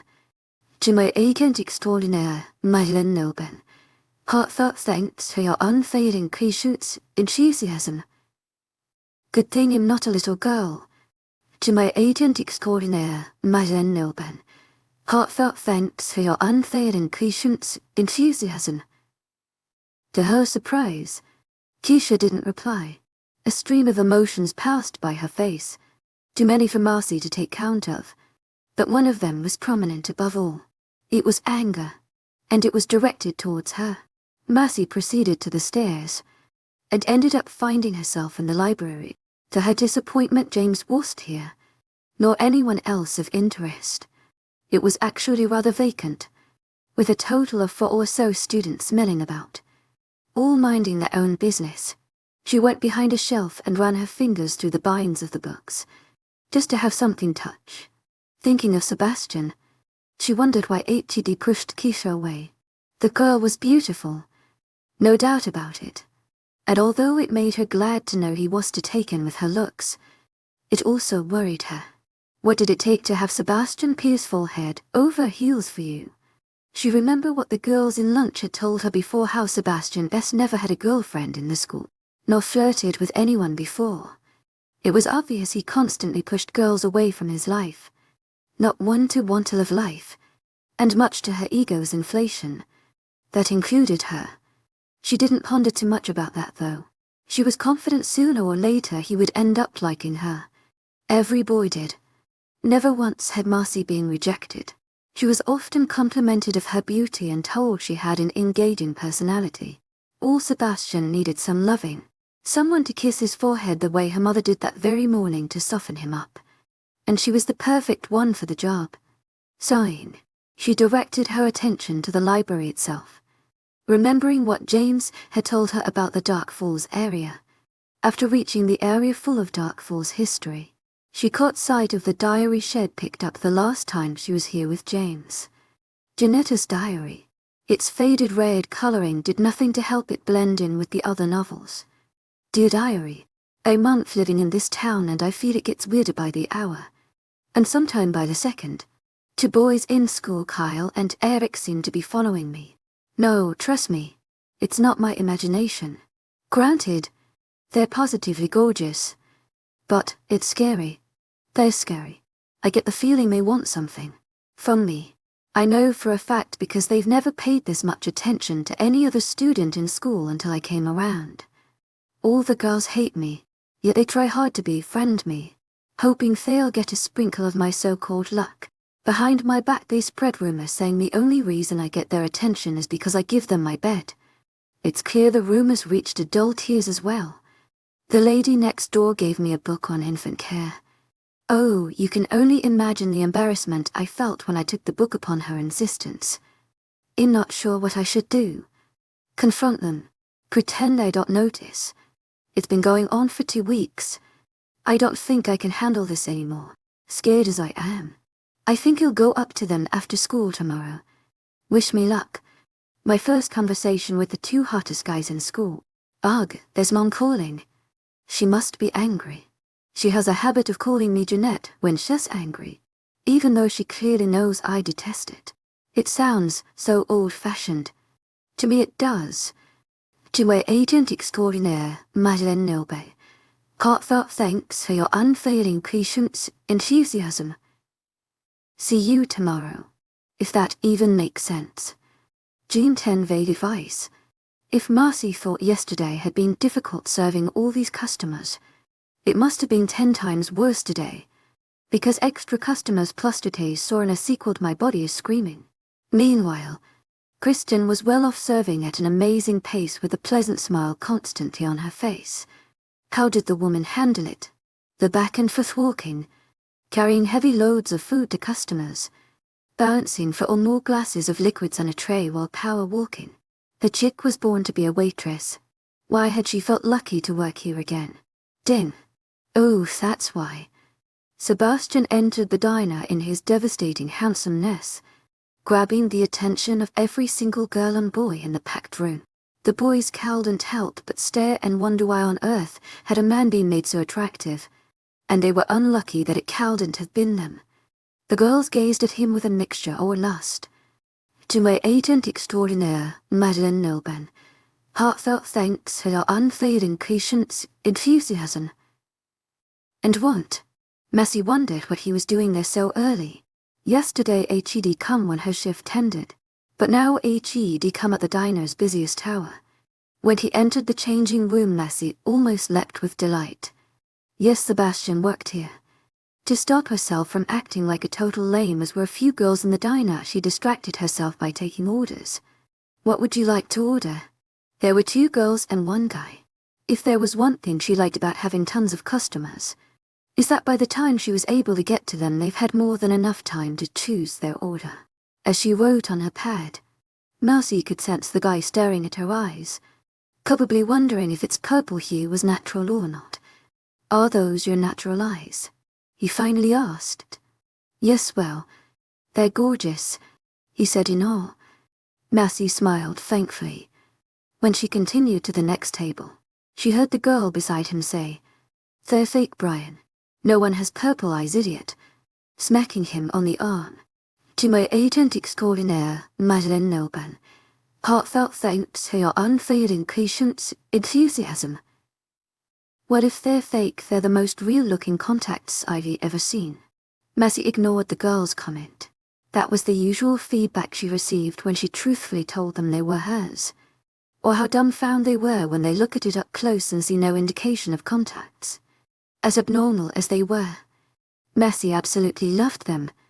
There was no one outside of her family whom she had ever seen with purple eyes. A few moments later, Sebastian walked out with a male version of the uniform, which didn't fail at outlining his good figure. Gosh, why couldn't her uniform complement her shape? She looked so flat. Like her. He began to take orders from customers, and she didn't miss how he purposely went to tables with the least amount of girls situated. Marcy wondered why Sebastian was so anti-female. He didn't hate them, but he made an effort to avoid them as much as possible. Sebastian's contribution helped levitate some of the pain she received from serving all those customers. The trays were crazy heavy, and she didn't have strong muscles per se. As time passed, she noticed his increasing annoyance towards the girl customers. Even Marcy had to admit, if she were in his position, she would have been peeved too. They would take a long time to pick an order, although she could see them peek at his face from the corner of the large menu. Sebastian wasn't oblivious. He noticed too. She could tell by the slight twitch in his left eyelid. To her disappointment, Sebastian and her didn't have much communication, though she should have expected that, seeing as she was working. But still, couldn't he have at least turned his eye in her direction for a moment or two? Maybe then she could have something to work with and hope he thought she was cute, even in that uncomplanta in uniform. But of course Sebastian just had to mind his own business and pay no mind to her. So she gave up the accidental slight bumps when she passed by him in the crowded diner, or the occasional looks in his direction. The boy just didn't give any sign of interest whatsoever. How depressing. Marcy was beautiful and she knew it. Drive at him and his stupid indifference. But at least no girl had his attention, and that soothed her momentarily. With these thoughts in mind, you could only imagine her surprise when she felt a large, strong hand grasp her forearm that she was about to pick the 2 trays of food Jay had prepared. Her pleasant smile beautifully hid the shock she felt inside. Sebastian had acknowledged her presence. Finally, his golden eyes made contact with hers before he released his warm hold. I was hoping we could make a compromise. Stepping fully in front of her, it was in this position where she realized how truly large Sebastian was. She felt petite. Ugh, could the man be any more tempting? She had a thing for big men. Sure. I thought it'd be best if you took orders from customers and gave them to Jaden as you usually do. But you'll have the responsibility of carrying the trays to the customers and taking them back. 𝐿𝐼𝐻's eyes shone at the offer. No more would she have to carry those heavy trays. Her arms would finally have the rest they deserve. That would be perfect. She noticed Sebastian's shoulders relax, and it was then she analyzed he was only doing this because it avoided any chit-chat with the ladies. The moment he carried their trays over, he could be on his merry way. Marcy didn't care. Regardless, he was unconsciously helping her out too. Sebastian picked the trays beside her with ease and began carrying them to its designated table, taking this as her cue to begin her part of the agreement. She began taking orders, starting at a table full of familiar friends. Hey, what you guys ordering? Leave. We're not ready, said Immerse. So, amazing presents. Marcy rolled her eyes, while Emma giggled. Ignore her, Mars. It's just we want Sebastian to take our order, she clarified, eyeing the man with clear interest. Don't bother. He decided it'd be best if I took orders. There were around a disappointed 𝐴𝐸WWS, in which this time Massey laughed. On the bright side, he'll bring and take your food, she added. Lucy's pout stayed intact. Still, I was planning on asking him what he thought I should choose. Emma nodded. Me too. By the way, did you ask Kristen about getting extra workers here? Her eyes with new-found enthusiasm. No, not yet, Massey answered truthfully. I'm going to ask her after work. So tomorrow by lunch you'll know. The girls smiled in response. Even Emily. Thanks, Mass. To my agent extraordinaire, 𝐿𝐤. Heartfelt thanks for your unfailing patience, enthusiasm. Any who will have the same as yesterday, number 5 and ginger ale. Massey nodded. Coming your way. After taking another table's order, she sent them Jaden's way, feeling 10 times more relieved after Sebastian's offer. Hopefully he would stick to this for the rest of her working career. Just as she was about to ask a couple what they wanted, petite arms wrapped around her waist, making her squeak in surprise. A smile adorned her lips when she realized it was Hayley, James' adorable little sister. Hey, sweetheart. Massey greeted, returning her hug. Hayley gave her a wide smile. Can you sit with me? My brother's not here yet, and I don't want to sit alone. Looking around the crowded diner, Massey felt a pang of sympathy for the girl. It must be frightening having strangers constantly look at you. The girl was too young to understand it was because if she had a strong connection to the cult. Sorry. As much as I'd love to sit with you, I have to work. Hayley's face instantly dropped. Seeing this, Massey quickly added, but you can be my special helper. To my agent extraordinaire, 𝐿𝐤. Heartfelt thanks for your unfailing patience, enthusiasm. She chirped. To my agent extraordinaire, 𝐿𝐤. Heartfelt thanks for your unfailing patience, enthusiasm. This will be your job. You'll walk with me from table to table helping me take orders. Once we have the table's order, you take them over there and give them to Jaden. Massey pointed to the area where Jaden and his group of chefs worked. Sounds good. Hayley nodded reverently, taking all the information in. Massey laughed at her determined expression. In the end, Hayley ended up being quite useful, because Massey didn't have to waste time carrying orders to Jaden. She could get to customers rapidly. Hayley was having fun skipping around the diner whenever she went to Jaden, especially once Massey promised her cookies. A good hour passed, and Massey admired how diligently Hayley continued with her job. The girl had been skipping non-stop and she had yet to lose her breath or break a sweat, which served her just as well, because her muscles got more rest than she anticipated. James eventually came, to which by that time the sign had recently been flipped to closed. Seeing as it was getting late and customers were still entering. You're late, Hayley accused, pointing an angry finger. Massey snickered at the girl's expression, into which James blushed red. To my agent extraordinaire, 𝐿𝐤. Heartfelt thanks for your unfailing patience, enthusiasm. Sorry, Hayley. A situation held me back from coming earlier. Hayley crossed her arms. Well, you'll just have to sit alone now. James raised a brow. And why is that? Hayley slipped an arm around Massey's waist. Because I'm working.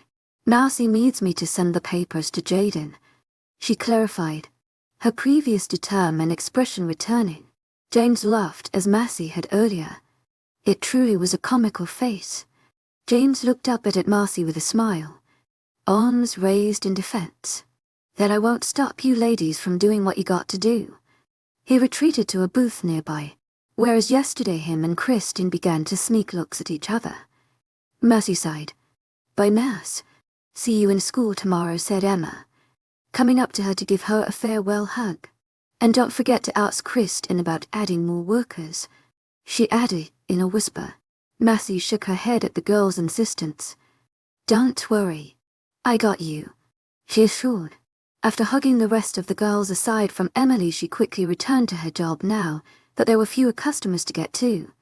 Eventually the diner was empty, and after giving Hayley a cookie without Jane's knowledge, of course, Massey laid on one of the booths for a minor rest. She began thinking of how she would present the idea of more workers to Kristen. Having worked here for today's, Massey decided she didn't care if they bothered her about presenting the thought to Kristen. If they wanted to bust their asses off working, then by all means go ahead. As she had experienced today, Sebastian wouldn't pay them any more attention than he did in school. Jaden was busy cooking the food, and if they were immoral enough to go after James, well, he had a girlfriend in B. He came so late, they'd barely have time for some nice flirting. Sure, as if his love for Kristen would allow any of that. Is this going to be a daily thing? Massey's eyes fluttered open. She had forgotten Jaden cleaned the tables after work. Noticing the direction of his gaze, she lifted his chin as she had yesterday. I don't know. Am I going to deal with this every day? He blushed red. I honestly don't know. But you'll try not to stare anymore. Good. Because how would you feel if I stare at you like this? Massey made a pointed look to his pants, but after a few moments looked away, this time her cheeks turning red. She was one to blush. Then again, she was one to look at a specific place on a guy's pants unless it was to check out his butt. Jaden chuckled, knowing it had made her more nervous than it had him. I'm not sure how it'd feel, but I promise, my stares are out of sincerity, not lust. So now you're saying I'm not physically attractive? Massey accused, purposely acting offended, but Jaden caught the laughter in her eyes. Of course not. You are a pretty lady, he complimented. I would hope so. Massey stood and made leeway for him to clean the table. It's all yours. Then she went into the changing room to rid herself of the plain uniform. How did you like your second day? Asked Kristen, entering the room and changing as well. Pretty good. Less iron than yesterday. To my 𝐊𝐴𝐺𝐸 𝐊𝐴𝐺𝐸 heartfelt thanks for your unfailing 𝐊𝐢𝐳𝐺𝐸. Thanks to the Cinderella dress, I didn't get any numbers from good-looking customers. Kristen laughed. Don't sweat it, Mass. Even in that uniform you impress any guy I know. Massey snorted, thinking of Sebastian. I highly doubt it. No, seriously. Kristen insisted. Massey gave her a glance, disbelieving. He'll pretend I believe that. 𝐊𝐢𝐳𝐺, I need to tell you something. Kristen's face brightened. That funny? I need to tell you something too. Massey was planning on telling her to add more workers, but she was more excited about Kristen's news. You first. Kristen's face immediately became serious. Don't bother coming to work tomorrow. You're fired. Massey's eyes widened into saucers. Her mouth instantly dropped. Her fired. But it was only her second day. She thought of anything she could have done wrong and thought up a million things. Kristen most likely thought her too slow of a worker, or not a good worker at all. To my agent extraordinaire, Madeleine Nilban, heartfelt thanks for your unfailing patience, enthusiasm. Sebastian and Hayley did do most of the work today. Kristen's features broke into a laugh. Just kidding. Massey sighed in relief, and soon enough joined Kristen. Well, I knew you thought I was too amazing to get rid of. She don't. Kristen smiled. You are great. Truth is I need you to do me a huge favor. Massey shrugged. Sure. Name it. Something has come up where no one will be home tomorrow to take care of Hayley. James is freaking out because he knows his sister is very picky and tends to scare off the other babysitters. But for some reason, she has found an attachment to you, so I was hoping you could take care of her tomorrow. A desperate look filling her features. It is Friday, so you won't have to worry about sleeping late. And I'll pay you, and you can have any food or drink in the house. There's cable. Kristen calmed down. I'll do it, Massey said, interrupting her rapid flow of words. It was obvious to her Kristen was in dire need of a babysitter, And Marcy was willing to do it. Oh my goodness, thank you so much, Marcy. You don't understand what a relief it is to have you say yes. Marcy felt herself be enveloped into an intense hug. Who knew a girl like her could give such strong hold? Don't sweat it. I can't believe 𝐊𝐲 scares the babysitters away. 𝐊𝐲. She's too adorable. 𝐊𝐲𝐽𝐻. You do think? She's a handful. Like I said, for some reason she likes you. Which is just my luck. Because I tend to need babysitters in short notice. And while most are willing at first, after a few hours with her fear scared off, Marcy laughed. What could a little girl like 𝐊𝐲 possibly do? Kristin coughed. You'd be surprised. For tomorrow just come to the diner as usual after school and Jordan will give you a ride from here. Bring a bag with any necessities you'll need, because we tend to come back late, like around 1 to 3 in the morning. So in case you want to take a shower or something you'll have clothes. Whoa, 3 in the morning. Kristin's eyes widened in panic. Oh no. Your mom doesn't let you out that late, does she? I keep forgetting most parents want their kids home by 11. Trust me, my mom could care less.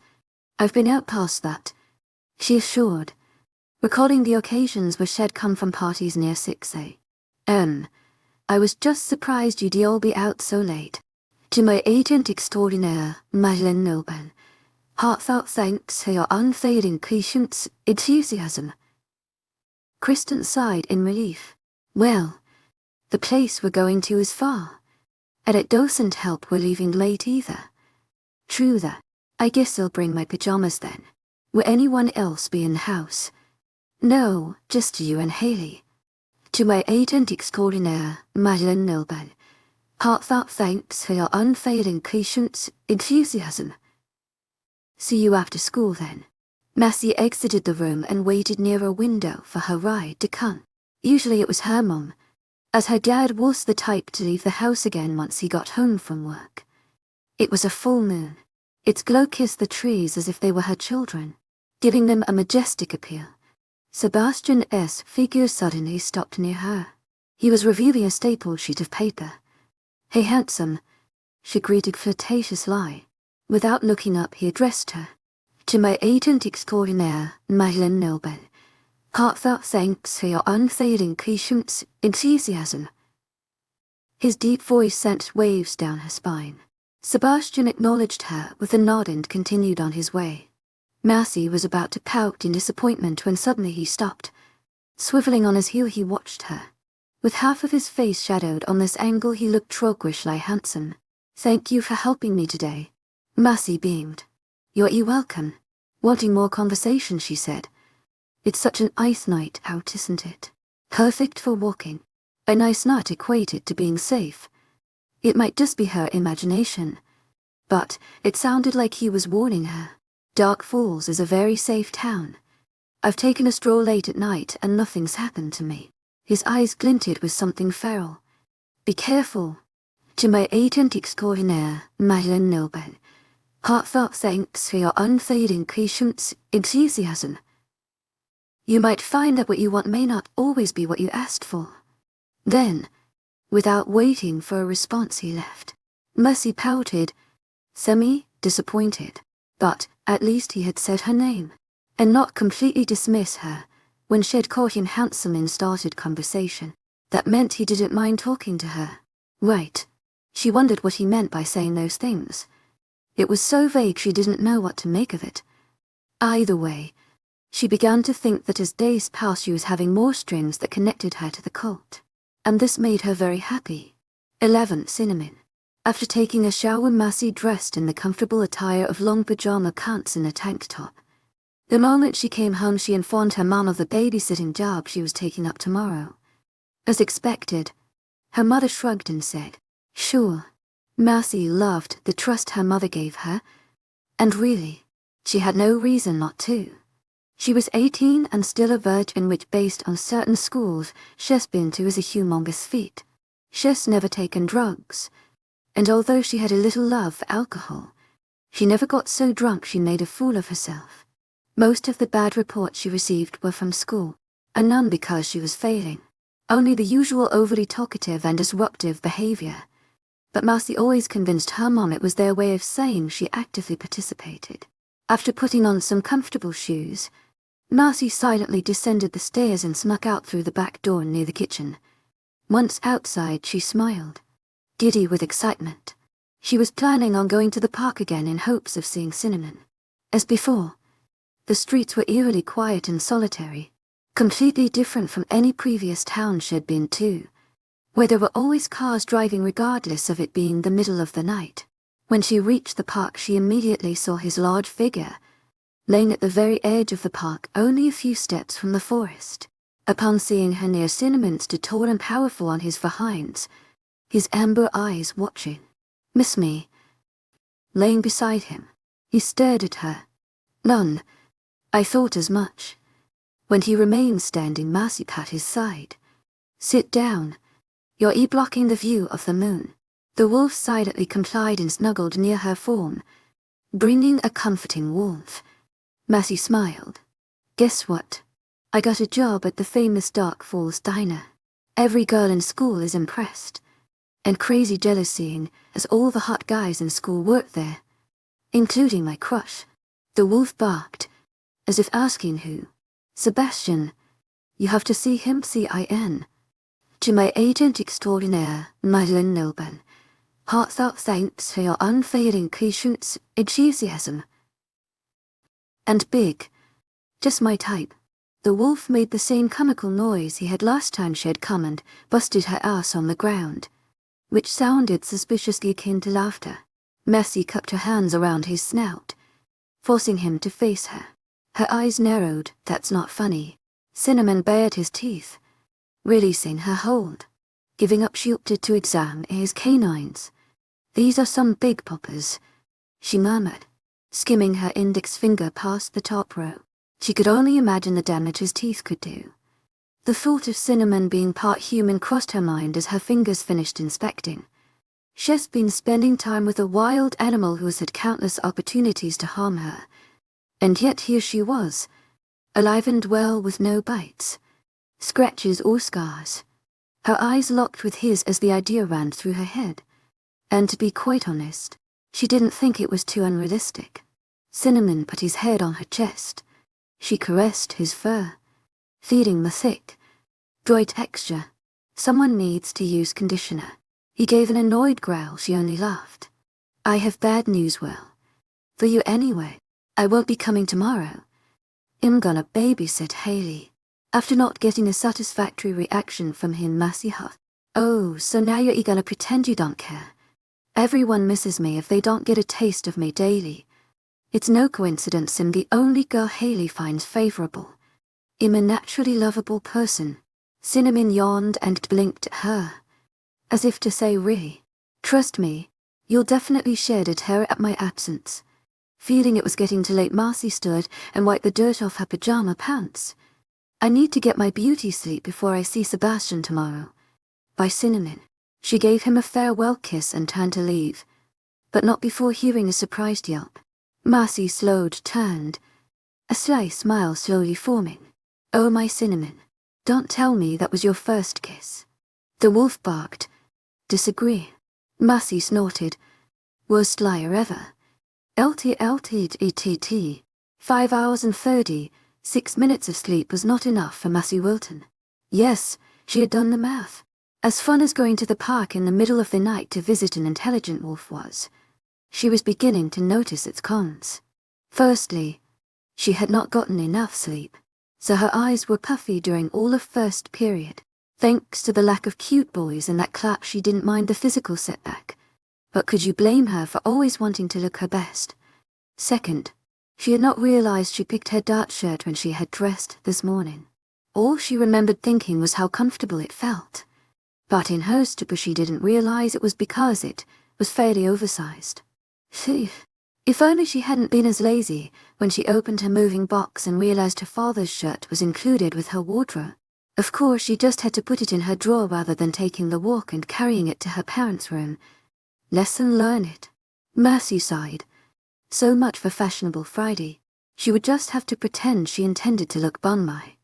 𝐶𝐿 𝐸 𝐷𝐞𝐿 Heartfelt thanks for your unfading patience, enthusiasm, called Emma from the far end of the hallway. She was quickly making her way toward Massey, Emily and Lucy at her tail. Upon seeing them, she almost turned and ran in another direction. She remembered the promise she had made them yesterday about asking Kristen to think about hiring them at the diner. 𝐿𝐤𝐼𝐴𝐺𝐸 heartfelt thanks for your unfading patience, enthusiasm. After hearing Kristen's babysitting offer, she got completely distracted to the point when she forgot to ask her in the first place. When they finally reached her, she blurted the first thing that came to her head. "I can explain." However, judging by their expressions, it appeared she would not have to. They all had wide-orbit smiles and beaming faces. "I can't believe you actually did it." Emma pulled her into a tight bear hug that almost broke her ribcage. Deciding to go along with it, Massey smiled. Yeah, always a do." Lucy jumped.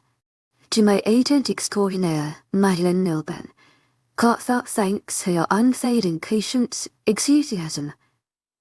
Oh my gosh, you're like a miracle talker. I mean, to get us all a job at the diner. I thought only one would get it. We tried so many times before. Thank you so much, Mass. Finally understanding. Massey furrowed, her brows in confusion. How did you guys? Kristen told us. Emma filled in, cutting her off. She was driving the twins' little brother to school and she saw us. That's when she told us she considered your idea and was taking all of us as her new waitresses. Thanks, Wilton, said Emily. While her appreciation was as large as the others, Massey could still see she was thankful. Well, see you at lunch, Mass. Love you. After sharing farewells, they scurried off, walking amiably amongst each other. Massey blinked, her mind unable to make sense of anything that just happened. It was clear the girls had gotten what they wanted, a spot at the most highly envied job of town, where it was guaranteed they would interact one way or another with the cult. There was just one problem. She didn't remember ever telling Kristen to hire them. As a matter of fact, she was sure those words never left her lips, so she never expressed this idea to Kristen. How in the world had she found out? 𝐿𝐤𝐼𝐴𝐺𝐸 want to be my partner. She rushed, getting the words out in record pace. Amazing. Massey had to give the girl props. She had talent. The moment her pre-calculus teacher, Mr. Seaman, had told the class they could work in pairs to finish the review packet, Stacy had somehow managed to walk from the far edge of the room and come all the way to Jordan's desk before Massey could finish putting her pen down. Massey let her eyes fall to Stacy's legs. She must be in track. Sorry, Stacy, Jordan replied, apologetic. Massey asked me first. Massey stopped and I had, from escaping her lips. Evidently, Jordan had no plans in working with this girl, and if she was being honest with herself, she felt pretty happy about it. Stacy's entire demeanor fell. Oh well, that's fine. Taking note of her disappointment, Jordan grabbed her hand and turned on the charm. With a face like yours, I doubt you'd finish any work. Count yourself lucky, or else I'd blame you for missing homework. Giving her a wink, he let go of her hand. Stacy blushed furiously as she babbled something that sounded suspiciously like "so right and wouldn't want that." When she finally left, Jordan turned his attention to Massey, nearing the desks together. Would you like to remind me what I oughtna? Massey questioned, laughing. Jordan chuckled along with her. Sorry, but I've been partners with her before and it was the most awkward 20 minutes of my life. All she had done was stare at me. She didn't even try talking to me. I swear, it was like being with a blinking statue. Sounds awkward. Most guys interested in me try to talk to me, but since you're on a whole other physical level, girls must get nervous to talk to you. Jordan raised a brow. Other level? You didn't impress any guy I know. Massey huffed when she realized it was exactly what Kristen told her yesterday. Unlike yesterday, she couldn't help but think that if it were true, Sebastian would show the most sign of interest already. On the bright side, she always found a challenge fun, especially since she seldom found those. 𝐿𝐤𝐼𝐴𝐺𝐸 Heartfelt thanks for your unfailing patience, enthusiasm. Now that she thought about it, Sebastian has been the only guy she's ever had to work for. Let's hope so, Massey replied wistfully. Jordan smirked. Who are you aspiring to conquer? Massey smiled. You shall find out soon enough. Jordan smiled back, almost as if he knew. I think I have a pretty good idea on who it is. She narrowed her eyes, unbelieving. To my 𝐿𝐷𝐸𝐻𝐿 𝐿𝐷𝐸𝐻𝐿. Heartfelt thanks for your unfailing patience, enthusiasm. Who is it then? Jordan threw his hands up in defense. In not saying anything. That's because you don't know. She countered. Oh yes, I do know. I just don't want to embarrass you by knowing that I know. But me knowing that you know won't embarrass me. Especially since technically I know that you know his name. Not yes technically because it's not a certain I know that I know since I didn't tell you his name. And when I say his name you'll be embarrassed because you'll definitely know that I know, so you think he who doesn't know will found out by me. They both doubled over laughing, catching Mr. Seaman's attention. Will I have to separate you two? No sir, they said in unison, restraining further laughter. 𝐿𝐷𝐸𝐻𝐿𝐷𝐸𝐻𝐿. You have got to be kidding me. The red stain on her underwear was doing anything but. Thankfully the stain was so recent it didn't damage her pair of jeans. But she was expecting her period for at least another 3 more days. Great. More panties added to her period panty drawer. Ugh, and to think she loved these. It was one of her boy shorts, by far the most comfortable. Shaking her head she added a couple of tampons and pads to her bag. God only knows how heavy her period was on the first day. Grabbing her necessities, Massey rushed to the bathroom to take a shower. Today she was babysitting 𝐏𝐤𝐬 and not even her period could dampen her mood. Especially when she heard the cult just happened to live together deep in the woods in a set of humongous homes. It was obvious her and Sebastian were meant to be together. There's no way destiny would bring all these coincidences at her and not expect her to marry that handsome hunk. Deciding to dress laid back, she grabbed a pair of sweats and a comfortable shirt. Taking a scrunchie, she tied her hair into a high-side ponytail and put on her pink stud earrings to complete the look. She may not look as if she came off the runway, but no one could deny she looked effortlessly beautiful. When she arrived at the Dark Falls diner she was surprised to see Emily, and Lucy already working the tables. Although she knew they had gotten the job, she didn't expect them to start work so soon. A part of her was mad they had already taken over her territory, what she perceived to be anyway, until she remembered she was the one asked to go to the cult's estate to babysit 𝐏𝐤𝐬. To my 𝐿𝐷𝐸𝐻𝐿𝐷𝐸𝐻𝐿 𝐿𝐷𝐸𝐻𝐿. Heartfelt thanks for your unfailing patience, enthusiasm. You're here. I knew you wouldn't bail, exclaimed Kristin when she viewed her at her bulging book bag. Her eyes roamed the diner. Jordan should be here any minute, I already called him. Gunny, in home, said Noah, entering the diner. Massey remembered him as the buff one who actually interacted with people in school. Kristin gave him a hug. You at the diner. To what do I owe this miracle? I came to pick up 𝐏𝐤𝐬 as babysitter. The others are still getting ready. You know how unorganized they are. Jordan cowled and didn't make it. Suddenly, his eyes flickered to Massey with interest. And I bet you're 𝐏𝐤𝐬's new babysitter. Massey smiled. Impressed. Did my bag give me away? Noah winked. No, I just had a feeling.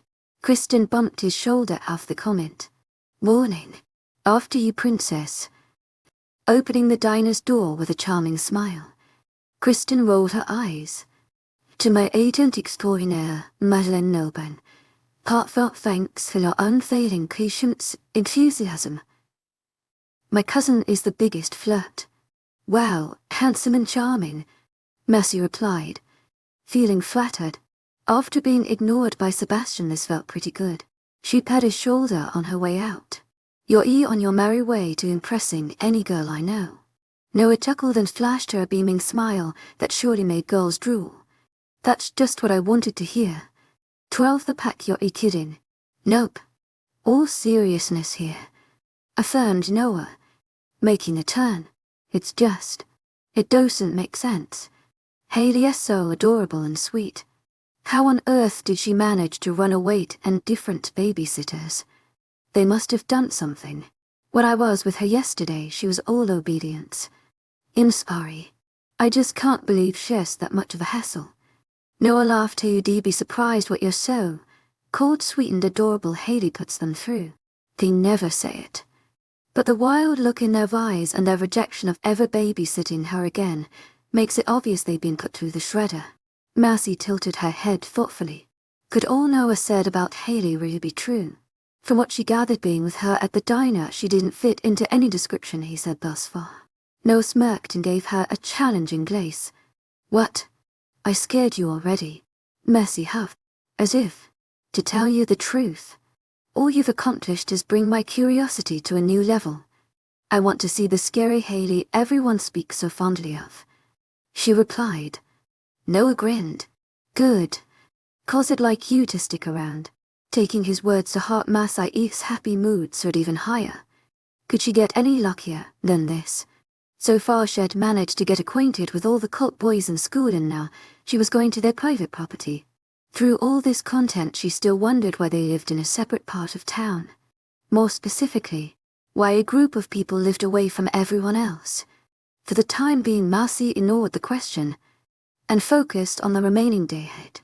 𝐿𝐷𝐿𝐷𝐸𝑡𝑡. There were a jumble of houses altogether, and somehow they managed to interlock with one another and form a humongous estate. She saw why it was they lived on the solitary part of town. Surely, a building as big as this would frighten anyone, or bring curious stares similar as the one Massey currently wore. Well, go through the main entrance, Noah directed, taking Massey's bag and leading her to the largest door. Massey followed in awe as she gazed at the surroundings before her. The house seemed old, but strong. It was obvious they took time into making any necessary modernization. It was surrounded by healthy blades of grass. No concrete or garage to store the cars at all, just pure Lebensraum. There were various cars about the area, but what shook her the most is how they managed to put a beautiful estate in a forest. It was due to these tall trees she was able to notice the home from afar. It looked completely majestic and added a beauty she had never seen before. Near the front of the house, flowers bloomed in vibrant colors. In her head, she complimented whoever planted them and did a great job in taking care of them. When she entered the home, she was met with loud chatter from the left side of the room, which turned out to be a large living room.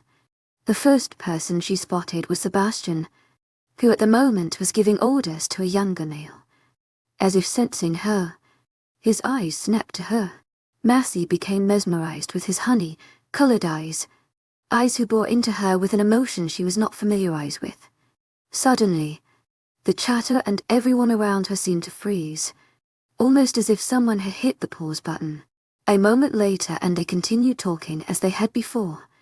And if it had not been for Massey's complete confidence in her sanity, she would have thought she imagined it. As Noah and her neared the room, their voices became quieter as they gave her attention. She tried to stop the awkwardness from taking over her. Because if there's anything she hated, it was awkward moments. This is Massey, 𝐊𝐤's new babysitter, Noah introduced, pushing her in front of him. It was then she realized she had unconsciously hid behind him. Being around a bunch of people didn't scare Massey, but it was the aspect of adults in the room, adults of the cult, that made her uneasy. What if they didn't like her? Did that mean she would never be allowed to babysit 𝐊𝐤 again? You're here, cried 𝐊𝐤. Happy, she jumped from behind a couch and came running her way to embrace her into a hug. Massey never felt so relieved as she smiled at the small girl whose arms were circling around her hips. Immediately others stood to greet her, smiles on the faces of all as they introduced themselves by name. I was a bit skeptic about a new sitter for 𝐊𝐤, but really better than I anticipated. She loves you already. I'm 𝐊𝐤 and James's mother, by the way, but you can call me Mandy. I'm so excited you agreed to babysit. It's so hard to find any nowadays, especially with a daughter like this one. Mandy gave 𝐊𝐤 a pointed look, and in return 𝐊𝐤 hid her face in the confines of Massey's shirt, giggling. Oh, this is my husband, referring to the man with glasses beside her. The man shook her hand. "Manny, pleased to meet you." As others began to introduce themselves, Massey allowed herself to feel petite for the first time in her life. The house was filled with many men of large stature and women of high, full bodies. Her 5'8" height was only significant with the youngsters, yet judging by the size of them all, she had no doubt eventually they would catch up with their elders. "I get to see the Massey I've heard so much about," commented a woman as she walked towards her with flawless grace. She was lean and toned, with barely any curves to complement her body, yet despite not possessing the ideal image most girls crave, her face made up for it tenfold. Her eyes were liquid gold, and although they held the power to frighten anyone, they possessed a friendly warmth that rather drew one into its depths. Her heart-shaped face had soft, delicate features that would drive any man insane, and with the smile she currently wore, Massey wondered why she didn't hear anyone pouting. Surely, they had to have noticed how beautiful this woman was. If she hadn't been so busy staring at her as she neared, she probably would have felt the jealousy most girls would feel at the sight. By the time the woman reached her, Massey realized that compared to the others of the house, she was taller. "To my agent extraordinaire, 𝐊𝐿𝐿𝐿𝐿, heartfelt thanks for your unfailing 𝐊𝐢𝐧𝐼𝐴𝐷𝐻𝐿𝐼𝐴𝐷𝐻𝐿." She happened to be Marcy's exact height. What surprised Massey the most, however, was when the woman engulfed her in a hug. Being one for surprises, Massey smiled and returned the woman's welcoming affections, and wondered why she bothered worrying about impressing this family, for it seemed she was doing a fantastic job already. "I do hope they said all good things. Otherwise some boys in this room would end up with some bruises," Massey joked, shaking off her foolish fears as she fell into her usual sociable self. The woman's eyes laughed with mirth.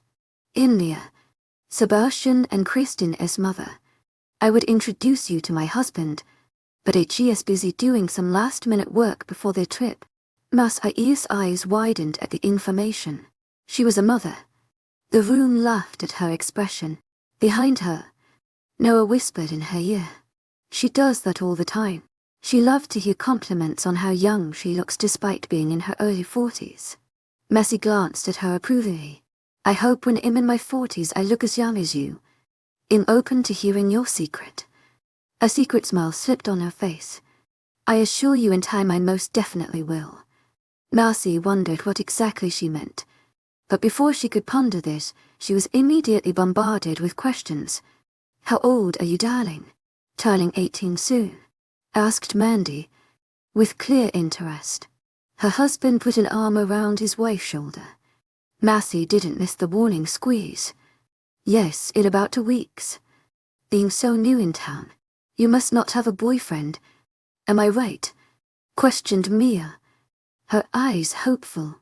Massey laughed, catching the gist. "Nope, no boyfriend." Maya's happiness heightened. "Oh well, then I must tell you, Mom. I believe Dad is looking for you," Sebastian interrupted, suddenly appearing behind his mother. It was then Massey saw the matching eyes. He towered above his mother as he gazed at her, with meaningful eyes while hers filled with mischief. Massey cowed and helped but think how contrasting their personalities were. Who would have thought a bubbly, warm woman would give birth to an impersonal son? Behind her she heard Noah chuckle, and Massey wondered if perhaps Mia was thinking she would be a good match for her son. "To my agent extraordinaire, 𝐊𝐿𝐿𝐿, heartfelt thanks for your unfailing 𝐊𝐢𝐧𝐼𝐴𝐷𝐻𝐿." Questions like those don't randomly pop out of a parent's mouth. If that were the case, maybe Massey should feel a little rejected at his interruption. But she was only content with the fact that she clearly had his mother's approval. Mia lifted a brow, knowing what her son was doing but deciding to let him get it his way for the time being. "All right, honey. I'll go to him now." Turning back to Massey, she gave her a wink. "Pleasure to meet you, Massey. Do come over as often as you like. I'd very much like to get to know you." And Haley already shows her favor. After giving her a farewell kiss, she left with her son in tow. After she met more people of the house, including Lisa and John, the parents of the twins, she saw how they seemed to have a J-name pattern going for the children. That is, until she met the youngest son, Micah, who regardless of being younger was actually a bit taller than her. Are you sure you're A15? Massey asked again, standing beside him. It's what it says in my birth certificate. Wanna see? Clearly proud, he defied the usual 15-year-old standards. I believe you. Though I gotta say, this house is like the House of Giants. It's so cool. Being a 𝐊𝐢𝐬𝐻 used to being the tall girl in most places. His eyes perked up at hearing her last name. Wilton. Are you related to Lydia? Massey nodded at his naming her sister. You must have met my sister. Do not think for a second her and I and alike in the least. Mike laughed. I definitely figured that one out. To my agent extraordinaire, Madeline Noble. Heartfelt thanks for your unfailing enthusiasm. I think she hates me. Feeling nice. Massey did her sister a favor. To my agent extraordinaire, Madeline Noble. Heartfelt thanks for your unfailing enthusiasm. Lydia wouldn't consider it one, but in time she knew Lydia would definitely appreciate it. Urging Mike closer, she whispered, usually, that means she likes you. Micah's eyes sparkled. To my agent extraordinaire, Madeline Noble. Heartfelt thanks for your unfailing enthusiasm. Massey nodded in affirmation. To my agent extraordinaire, Madeline Noble. Heartfelt thanks for your unfailing enthusiasm. But I didn't tell you that. Giving him a wink.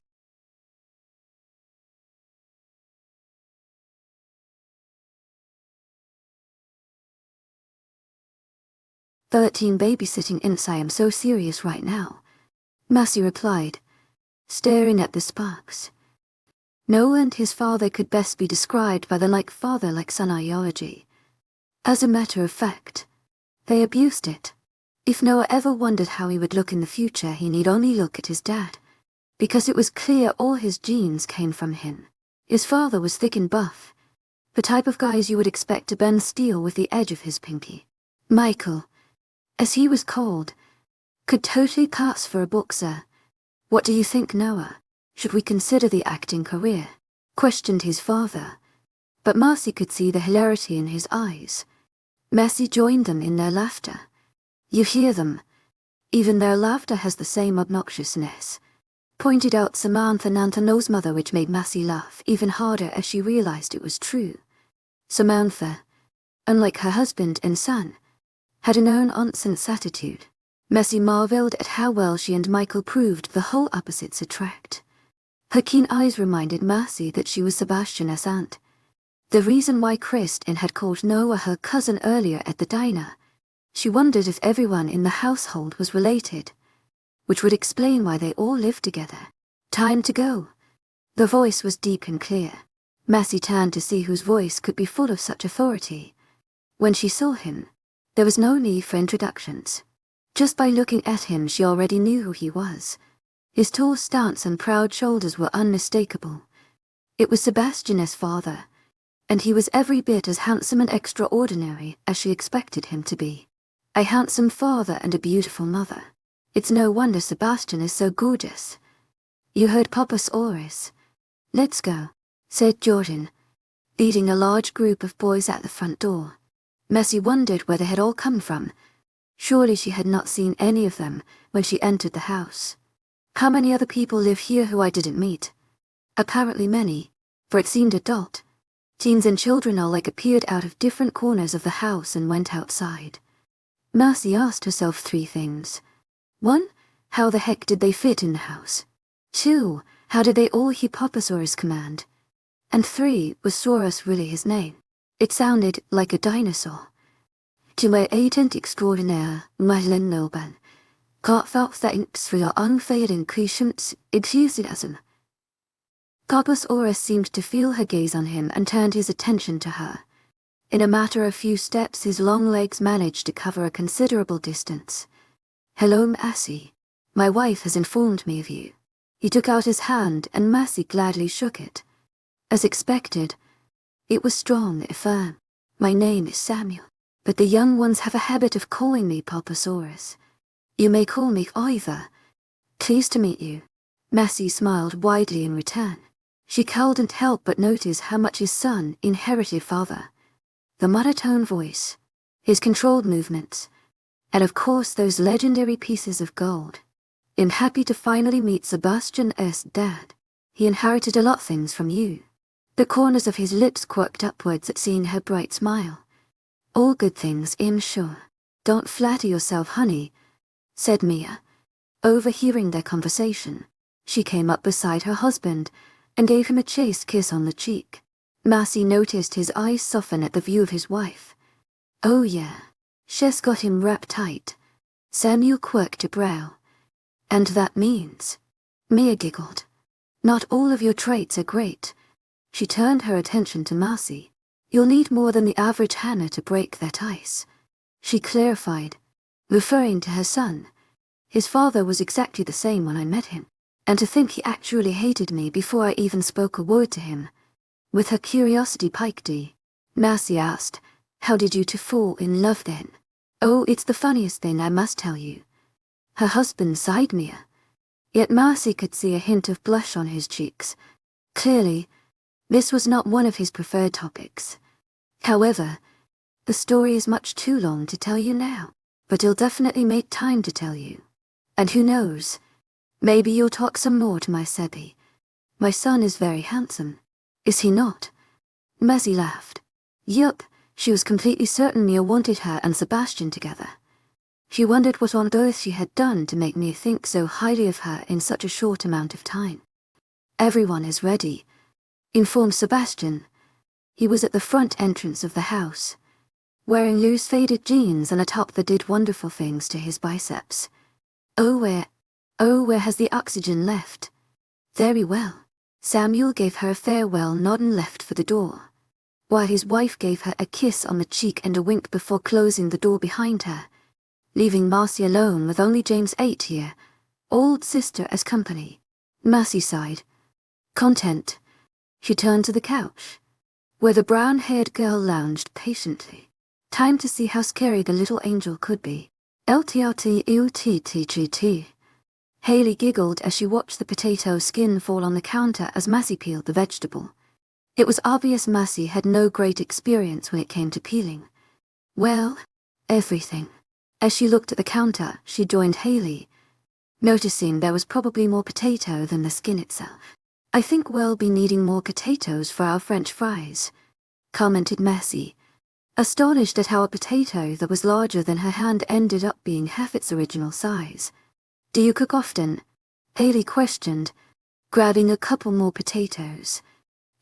Not really, Massey admitted, shaking her head. She was not one for cooking unless you consider the basics like eggs with ham. It's the reason why when Haley said she was hungry and suggested to make French fries with fried chicken, Massey was surprised she didn't see a bag of said things that needed only a fryer to have them ready. Apparently, the family cooked everything by hand. It explained the advanced kitchen with numerous spices she had never even heard of. I do. Jaden has been teaching me how to cook because he says I'll be helping him in the kitchen when I'm old enough to work at the diner. He says I'm really good, Haley said, proud. In that case, Massey supplied her with a knife. You can help me peel the potatoes. Be careful though. I don't want you to get cut. Haley nodded, clearly glad she was able to help. By the time Massey got to her third potato, she was happy she had gotten the hang of it. However, at seeing Haley's work, her steam plummeted. Not only did the girl peel perfectly, but she did it faster too. Could anyone see how sad this was? Grabbing her fourth, Massey tried to match Haley's speed. This isn't so bad. To my agent extraordinaire, Madeleine Nilban, heartfelt thanks for your unfailing patience, enthusiasm. Massey hurried to the sink to run water on her cut. Thankfully the cut was small, but as she got a closer look she noticed it was deeper than she gave it credit for. Great. Do you have any bandages? I don't want to have French fries with blood on the side. Haley stuck her tongue as if to say yuck, but nodded a yes, putting down her half. Peeled potato. She ran to some other part of the house and at an unearthly speed of hers and returned with kit full of bandages that made 𝐿𝐲𝐬's shoulders drop. The bandages were huge. As a matter of fact, she was sure they were even considered bandages because they were the type of things you would see people at the hospital use after someone got half their stomach stabbed by a knife. Pushing the kit away, Mercy said, "I'll just use an napkin and apply pressure to it. Those baby girls are way too big for the cut I have. You'll have to finish peeling the potatoes without me. To my agent extraordinaire, Madeleine Nobel. Heartfelt thanks for your unfailing patience, enthusiasm." Haley jumped right into the job. Mercy wondered why she was always so willing to do work. It was an admirable quality, especially since she had a tendency to stay away from it unless it benefited her somehow. "Why do you guys have these big things?" Mercy inquired, referring to the bandages. "It looks like it's made for some serious injury." As she inspecting the kit more thoroughly, she took into account the ointments and other medical supplies not usually found in first aid kits. The boys like to fight really rough, so they often get big cuts. My mom always keeps the kit ready to tend to their wounds. Sometimes she lets me help her. Mercy blinked, bewildered. They fight. Why do they hate each other or something? Haley shrugged, unperturbed. Not really. They mostly do it to train, and to see who's stronger. Okay, typical males. No matter where 𝐼𝐸 moved to, and trust me, 𝐼𝐸 moved to like 30 different places, the guys are always competing to show who's better. To my agent extraordinaire, Madeleine Nobel. Heartfelt thanks for your unfailing patience, enthusiasm. Never to the point of injuries like these, but since your family looks stronger and bigger than the norm, I guess it makes sense. Done, Haley chirped. Mercy rose and sure enough the girl was done peeling all the potatoes. "I'll turn the fryer on."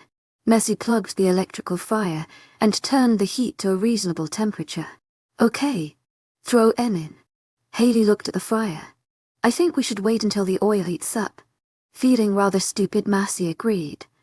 Very true. Haley took the rutschkin she had placed at the corner of the counter to thaw as they focused on the fries. She expertly began to cut the chicken into pieces, separating the legs from the wings and so forth. Mercy had to hand it to the girl. She looked like a total pro. Jaden definitely was not lying when he told her she was good. Mercy paid attention to how the girl cut the chicken, deciding she would memorize that and try to do it at home. Truth was, she felt a bit embarrassed an 8-year-old girl could do things that she at 17 could not do. Growing up in a house of cooking women, Sebastian probably wanted a girl who could cook too. She'd have to definitely improve on that once Haley got to the seasoning. However, Mercy was completely lost. What the heck was all of that? The only thing she could recognize was garlic and salt. The rest were an assortment of spices that left Mercy deciding she would probably look up something online when she attempted this at home. "You'll fry the chicken first. If we do the fries first, they'll be cold by the time the chicken is ready." Mercy gave her the go, a head wave. After dousing them with flour and neatly placing the chicken in the fryer, Haley grabbed 𝐿𝐲𝐬's hand and inspected the cut. What Mercy didn't expect. "To my agent extraordinaire, Madeleine Nobel. Heartfelt thanks for your unfailing patience, enthusiasm." Was her face of astonishment. "To my agent extraordinaire, Madeleine Nobel. Heartfelt thanks for your unfailing patience, enthusiasm." Is it infected or something? Ugh, I knew I should have put some alcohol. Mercy grumbled, grabbing the bottle from the kittened cotton swab. Haley shook her head. "No, it's not that. Why isn't it healed yet?" Mercy neared the alcohol-fused swab to her cut, only to pig out and move it away. "What do you mean?" "It stopped bleeding." Swallowing her fear, she took a deep breath and quickly rubbed the inflicted area, but not without releasing a squeak.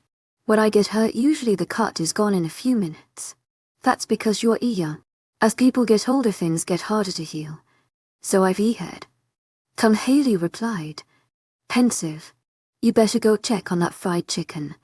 I expect only the best from the great chef Haley Fulton." Mercy prompted, giving her a wink.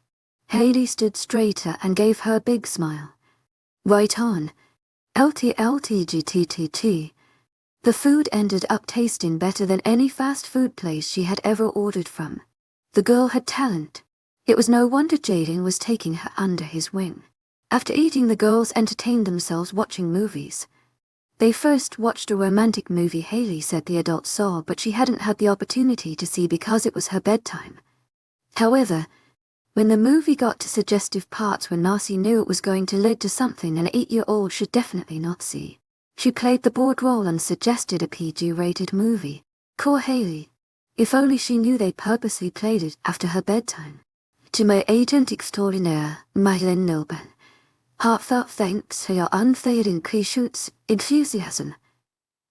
They each took turns taking showers. Hayley dressed in her wolf-themed footed pajamas, and Marcy changed into the conservative two-piece she usually saved for the cold winter. And she was at strangers' house. She couldn't walk around in short shorts and barely showing tank tops that would probably give the adults the idea she was some hoochie mama. Not a good impression. Even if they weren't here, one couldn't be too careless. Follow me. I have my own room. Hayley began leading her through an array of halls and then downstairs, where the air had more chill. Most people share rooms. To my agent 𝐿𝐷𝐿. Heartfelt thanks for your unfailing enthusiasm. It would make sense. 1,000,000 people left the house earlier. Mommy says that since I'm a girl, I get my own room. Finally reaching a door, Hayley opened it and entered, holding Marcy's hand and pulling her inside. The room was just as Massey thought it would be. It was painted pink with a decorative purple flower behind her mattress. Her bedding was of the beautiful Princess Sleeping Beauty, and on her soft white carpet at the edge of the room, Barbies laid muddled together. Some were without clothes, while others wore stylish clothes. You can see her boobs. Oh, what happened with the 2 cherries? Massey gazed at the dolls, disconcerted. Had they always looked like that?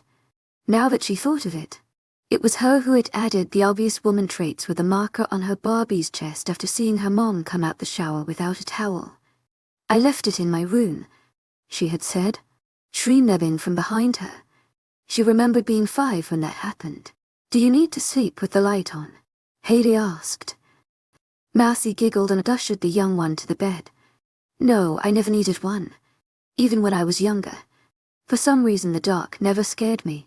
After Hayley was situated, Marcy slipped in beside her.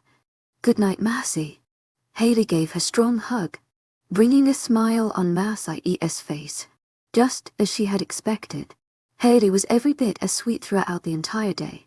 Good night, honey. Sweet dreams. Hayley mumbled a "you" before closing her eyes.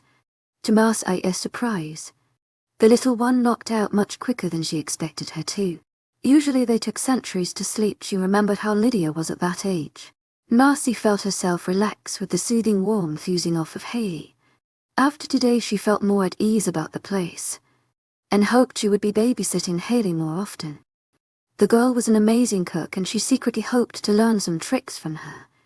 And second, she was so adorable, smart and sweet.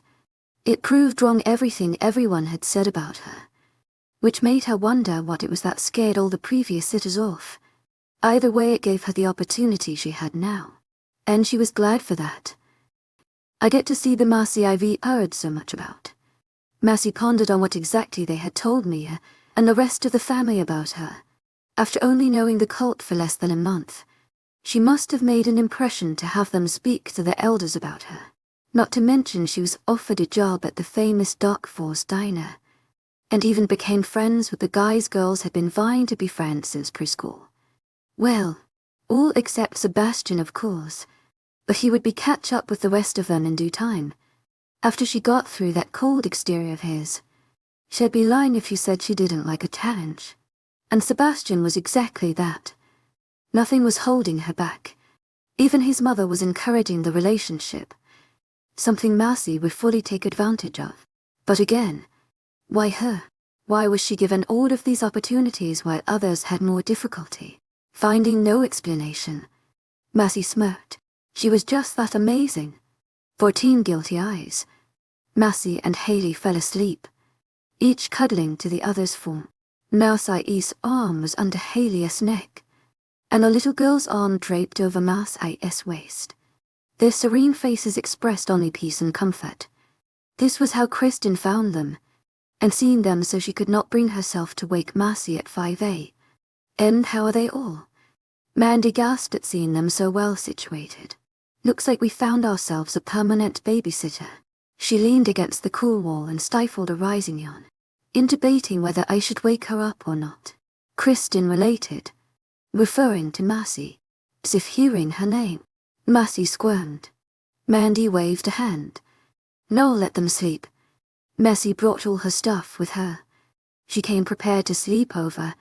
What difference does a few hours do? After contemplating, 𝐶hристin nodded. 𝐶hристin closed the door gently to not disturb them, and after sharing farewells with Mandy, went to her own habitation. 𝐿𝐷𝐿𝐷 crap. Mercy threw the covers off her form and sat up with a start, only to lay back down when her head became dizzy with the sudden movement. It was 11 a.m. Not only was it 11 a.m., but she was at the wrong house. Why didn't anyone bother to wake her up? Glancing beside her, she saw even Haley awoke before her. Mercy rubbed her eyes, blinking away the sleepiness that threatened to overtake her. She had always been a late sleeper, especially on the weekends, where waking at 1 p.m. was her usual. To my agent extraordinaire, Madeleine Nilben, heartfelt thanks for your unfailing patience, enthusiasm. Ever since the weekend, she woke up early to accompany her friend from a previous school with community service. She saw the perks of waking up early. The day actually lasted longer. And two, she didn't awake with half as much hunger. Grabbing her bag, she went into Haley's bathroom and did her usual morning rituals, which served to shake her from her drowsiness. She wore the same clothes she sported when she came to the house yesterday, seeing as she expected to be home by now and at the time found it unnecessary to bring an extra set of clothes to change into. Stepping out of Haley's room, the smell of pancakes and eggs has altered her senses. She followed the enticing scent, and as expected it led her to the kitchen where Haley had made dinner the night before. She found a familiar group of boys seated around a table. Numerous pancakes were stacked, one on top of the other, accompanied by various plates full scrambled eggs and ham. "Morning, Mercy," chirped Haley, who was frying eggs. Beside her, Jaden was busy as well, making another batch of pancakes. "Good morning. I see the amazing chef is up doing her magic again." Mercy gave her a quick kiss on the forehead. "And I see dreaming beauty has awakened from her deep sleep," said Jordan, his mouth full of pancakes. "Finish chewing before you open your mouth," suggested Jaden, calm as he began another pancake. Mercy joined them in their laughter. Surrounding the table was James, Jordan, Noah, and Micah. Feeling at ease, she took the empty seat between Jordan and Noah. "As much as I love being compared to my favorite princess." In sure, the movie was named Sleeping Beauty, not Dreaming, Mercy corrected. She grabbed a plate and served herself the contents on the table. "Why is she your favorite?" "To my agent extraordinaire, Madeleine Nilben, heartfelt thanks for your unfailing patience, enthusiasm." Genuinely curious. His short mohawk waltzed in the usual gelled perfection she was accustomed to seeing when he was out in public. "She's the prettiest, and she has the handsomest prince," which was definitely true. Cinderella's hair was too short, Jasmine's too long, and Belle, well, her beast didn't look any better in human form. I watched all the Disney princess movies, and the princes all looked the same. Micah lifted a brow. "And why did you watch all the movies?" James gave a brief nod in his sister's direction. Micah gave him no sympathy and opted to chuckle instead. "I think that's really cute," Mercy commented, patting his hand from across the table. "Which, speaking of sleeping, why didn't anyone bother to wake me up?" Jordan smirked. "You said it yourself. Bother. Why would anyone bother themselves? Marcy gave him a glare and bumped his shoulder, making him drop his fork on the floor. This time she smirked as he was forced to get up and get a new one. "KH, you think you woke up late? Go check 𝐿𝐲𝐻𝐿. See what Cher's doing," Noah said. He followed by eating the rest of her eggs with one swoop of his fork. "Hey," she protested, smacking his head. He smiled sheepishly. "Sorry, I thought you weren't going to eat them." James rolled his eyes, disbelieving. "No, you just like to eat food that's not on your plate. The food tastes very delicious, by the way," she commented, directing it towards Haley and Jaden. Jaden was unaffected by her praise, while Haley on the other hand beamed. Marcy watched the way he expertly flipped the pancake. From personal experience, she knew it was harder than it looked. He was probably used to getting compliments on his cooking. Marcy only wished one day she could cook half as good pancakes as these. The boys rose from their seats and placed their dirty plates in the sink. Marcy did just as well. Already full. Looking at the breakfast-filled table, she wondered if more people were coming, seeing as there was an insane amount of pancakes left. "Are you going home?" asked Jaden. Marcy noticed how, as he flipped the pancake, his free hand was in the pocket of his sweats. He looked so laid back it was worthy of envy.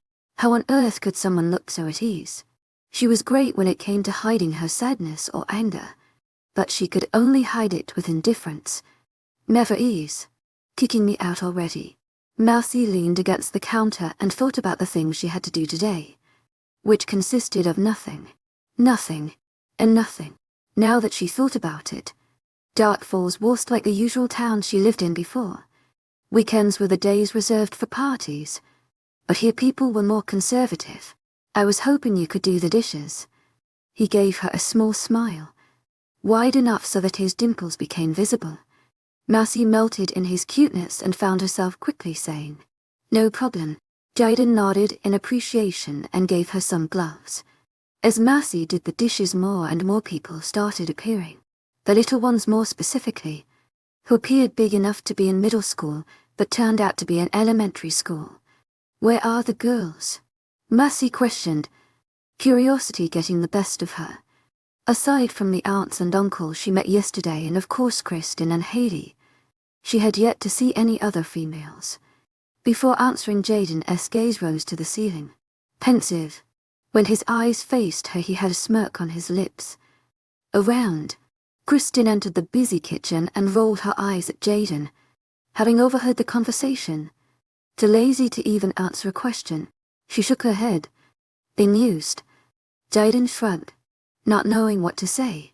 Or maybe, like Kristen said, he was too lazy to say anything at all. She directed her attention to Marcy. "Me and the other girls already ate. We're outside practicing. Sadly, this is a male-dominated house. You're free to take as many of these bums as you want. I'm sick of them. Your laugh is so endearing." Jaden 𝐿, turning off the stove. After placing the last batch of his pancakes on the table, which as a result of the round of boys was currently near empty, he came beside Marcy and helped her finish pile of dishes, threatening to look something akin to the Twin Towers. After their destruction, "You're too generous, Kristen. If I were to seriously take you up on that offer, I'm afraid to take most of them."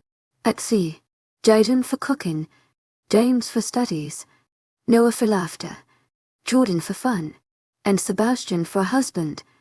"Oh yes, sounds like a good deal to me," she responded, sincere. "By the way, sorry for not waking you up after we came back. You and Haley were sleeping so peacefully I didn't want to bother." Kristen grabbed a towel and began wrying the rinsed plates. "Don't worry about it. Even if you had awakened me, I can assure you I would have remained in bed. Sleeping is one of best hobbies." Marcy gave her a wink and they both happily continued washing the dishes. 𝐿𝐲𝐷𝐞𝐝. Mouse 𝐼𝐸 smiled. She had never seen anyone this handsome in her life. He looked so perfect, even when he was doing house chores. Tiny beads of sweat formed on his forehead, and on the contours of his ABS. Because of course he had to take his shirt off. And she was not complaining. His strong arms flexed as he pushed the machine forward. displaying his muscles to their full glory. Most girls went for pretty boys, but somehow those boys with beautiful faces never fazed her. She liked handsome boys, with features that would scream them. Those who had a few days' worth of stubble and didn't come to school with a look that said, "I just spent 3 days doing my hair." She liked those manly men. That way she could look all the more feminine and beautiful. Sebastian fit into all of that and more. "Close your mouth, baby, case we don't want any flies to get in. We are in a highly dense forest," advised Jordan, coming up behind her and snapping her jaws closed. Messie blushed, which was a feat seeing as she rarely ever did so. But this was so embarrassing. If I had any doubt on who you liked before, now I'm certain my hunch was right on the spot. To make matters more embarrassing, Noah laughed from a distance. His laugh loud and totally obnoxious, just as his mother said it was. Messie narrowed her eyes. "How did you hear that?" Messie had to admit, if it were not her she would be laughing too. Noah gave her a wide smile. "I got these super ears. Can't hide anything from me." His eyebrows wiggled as he made kissing noises. "Come on, little missin', infatuated with Sebastian. The car's ready." Messie stared out the window, mortified. Never in her life had she been so grateful to a lawnmower for being so loud. She was sure Sebastian had not heard a peep out any of this conversation. Being a gentleman, Jordan grabbed Messie's bag and led her out the door, laughter escaping his lips. "Relaxing." Messie giggled as well. "What's a girl to do?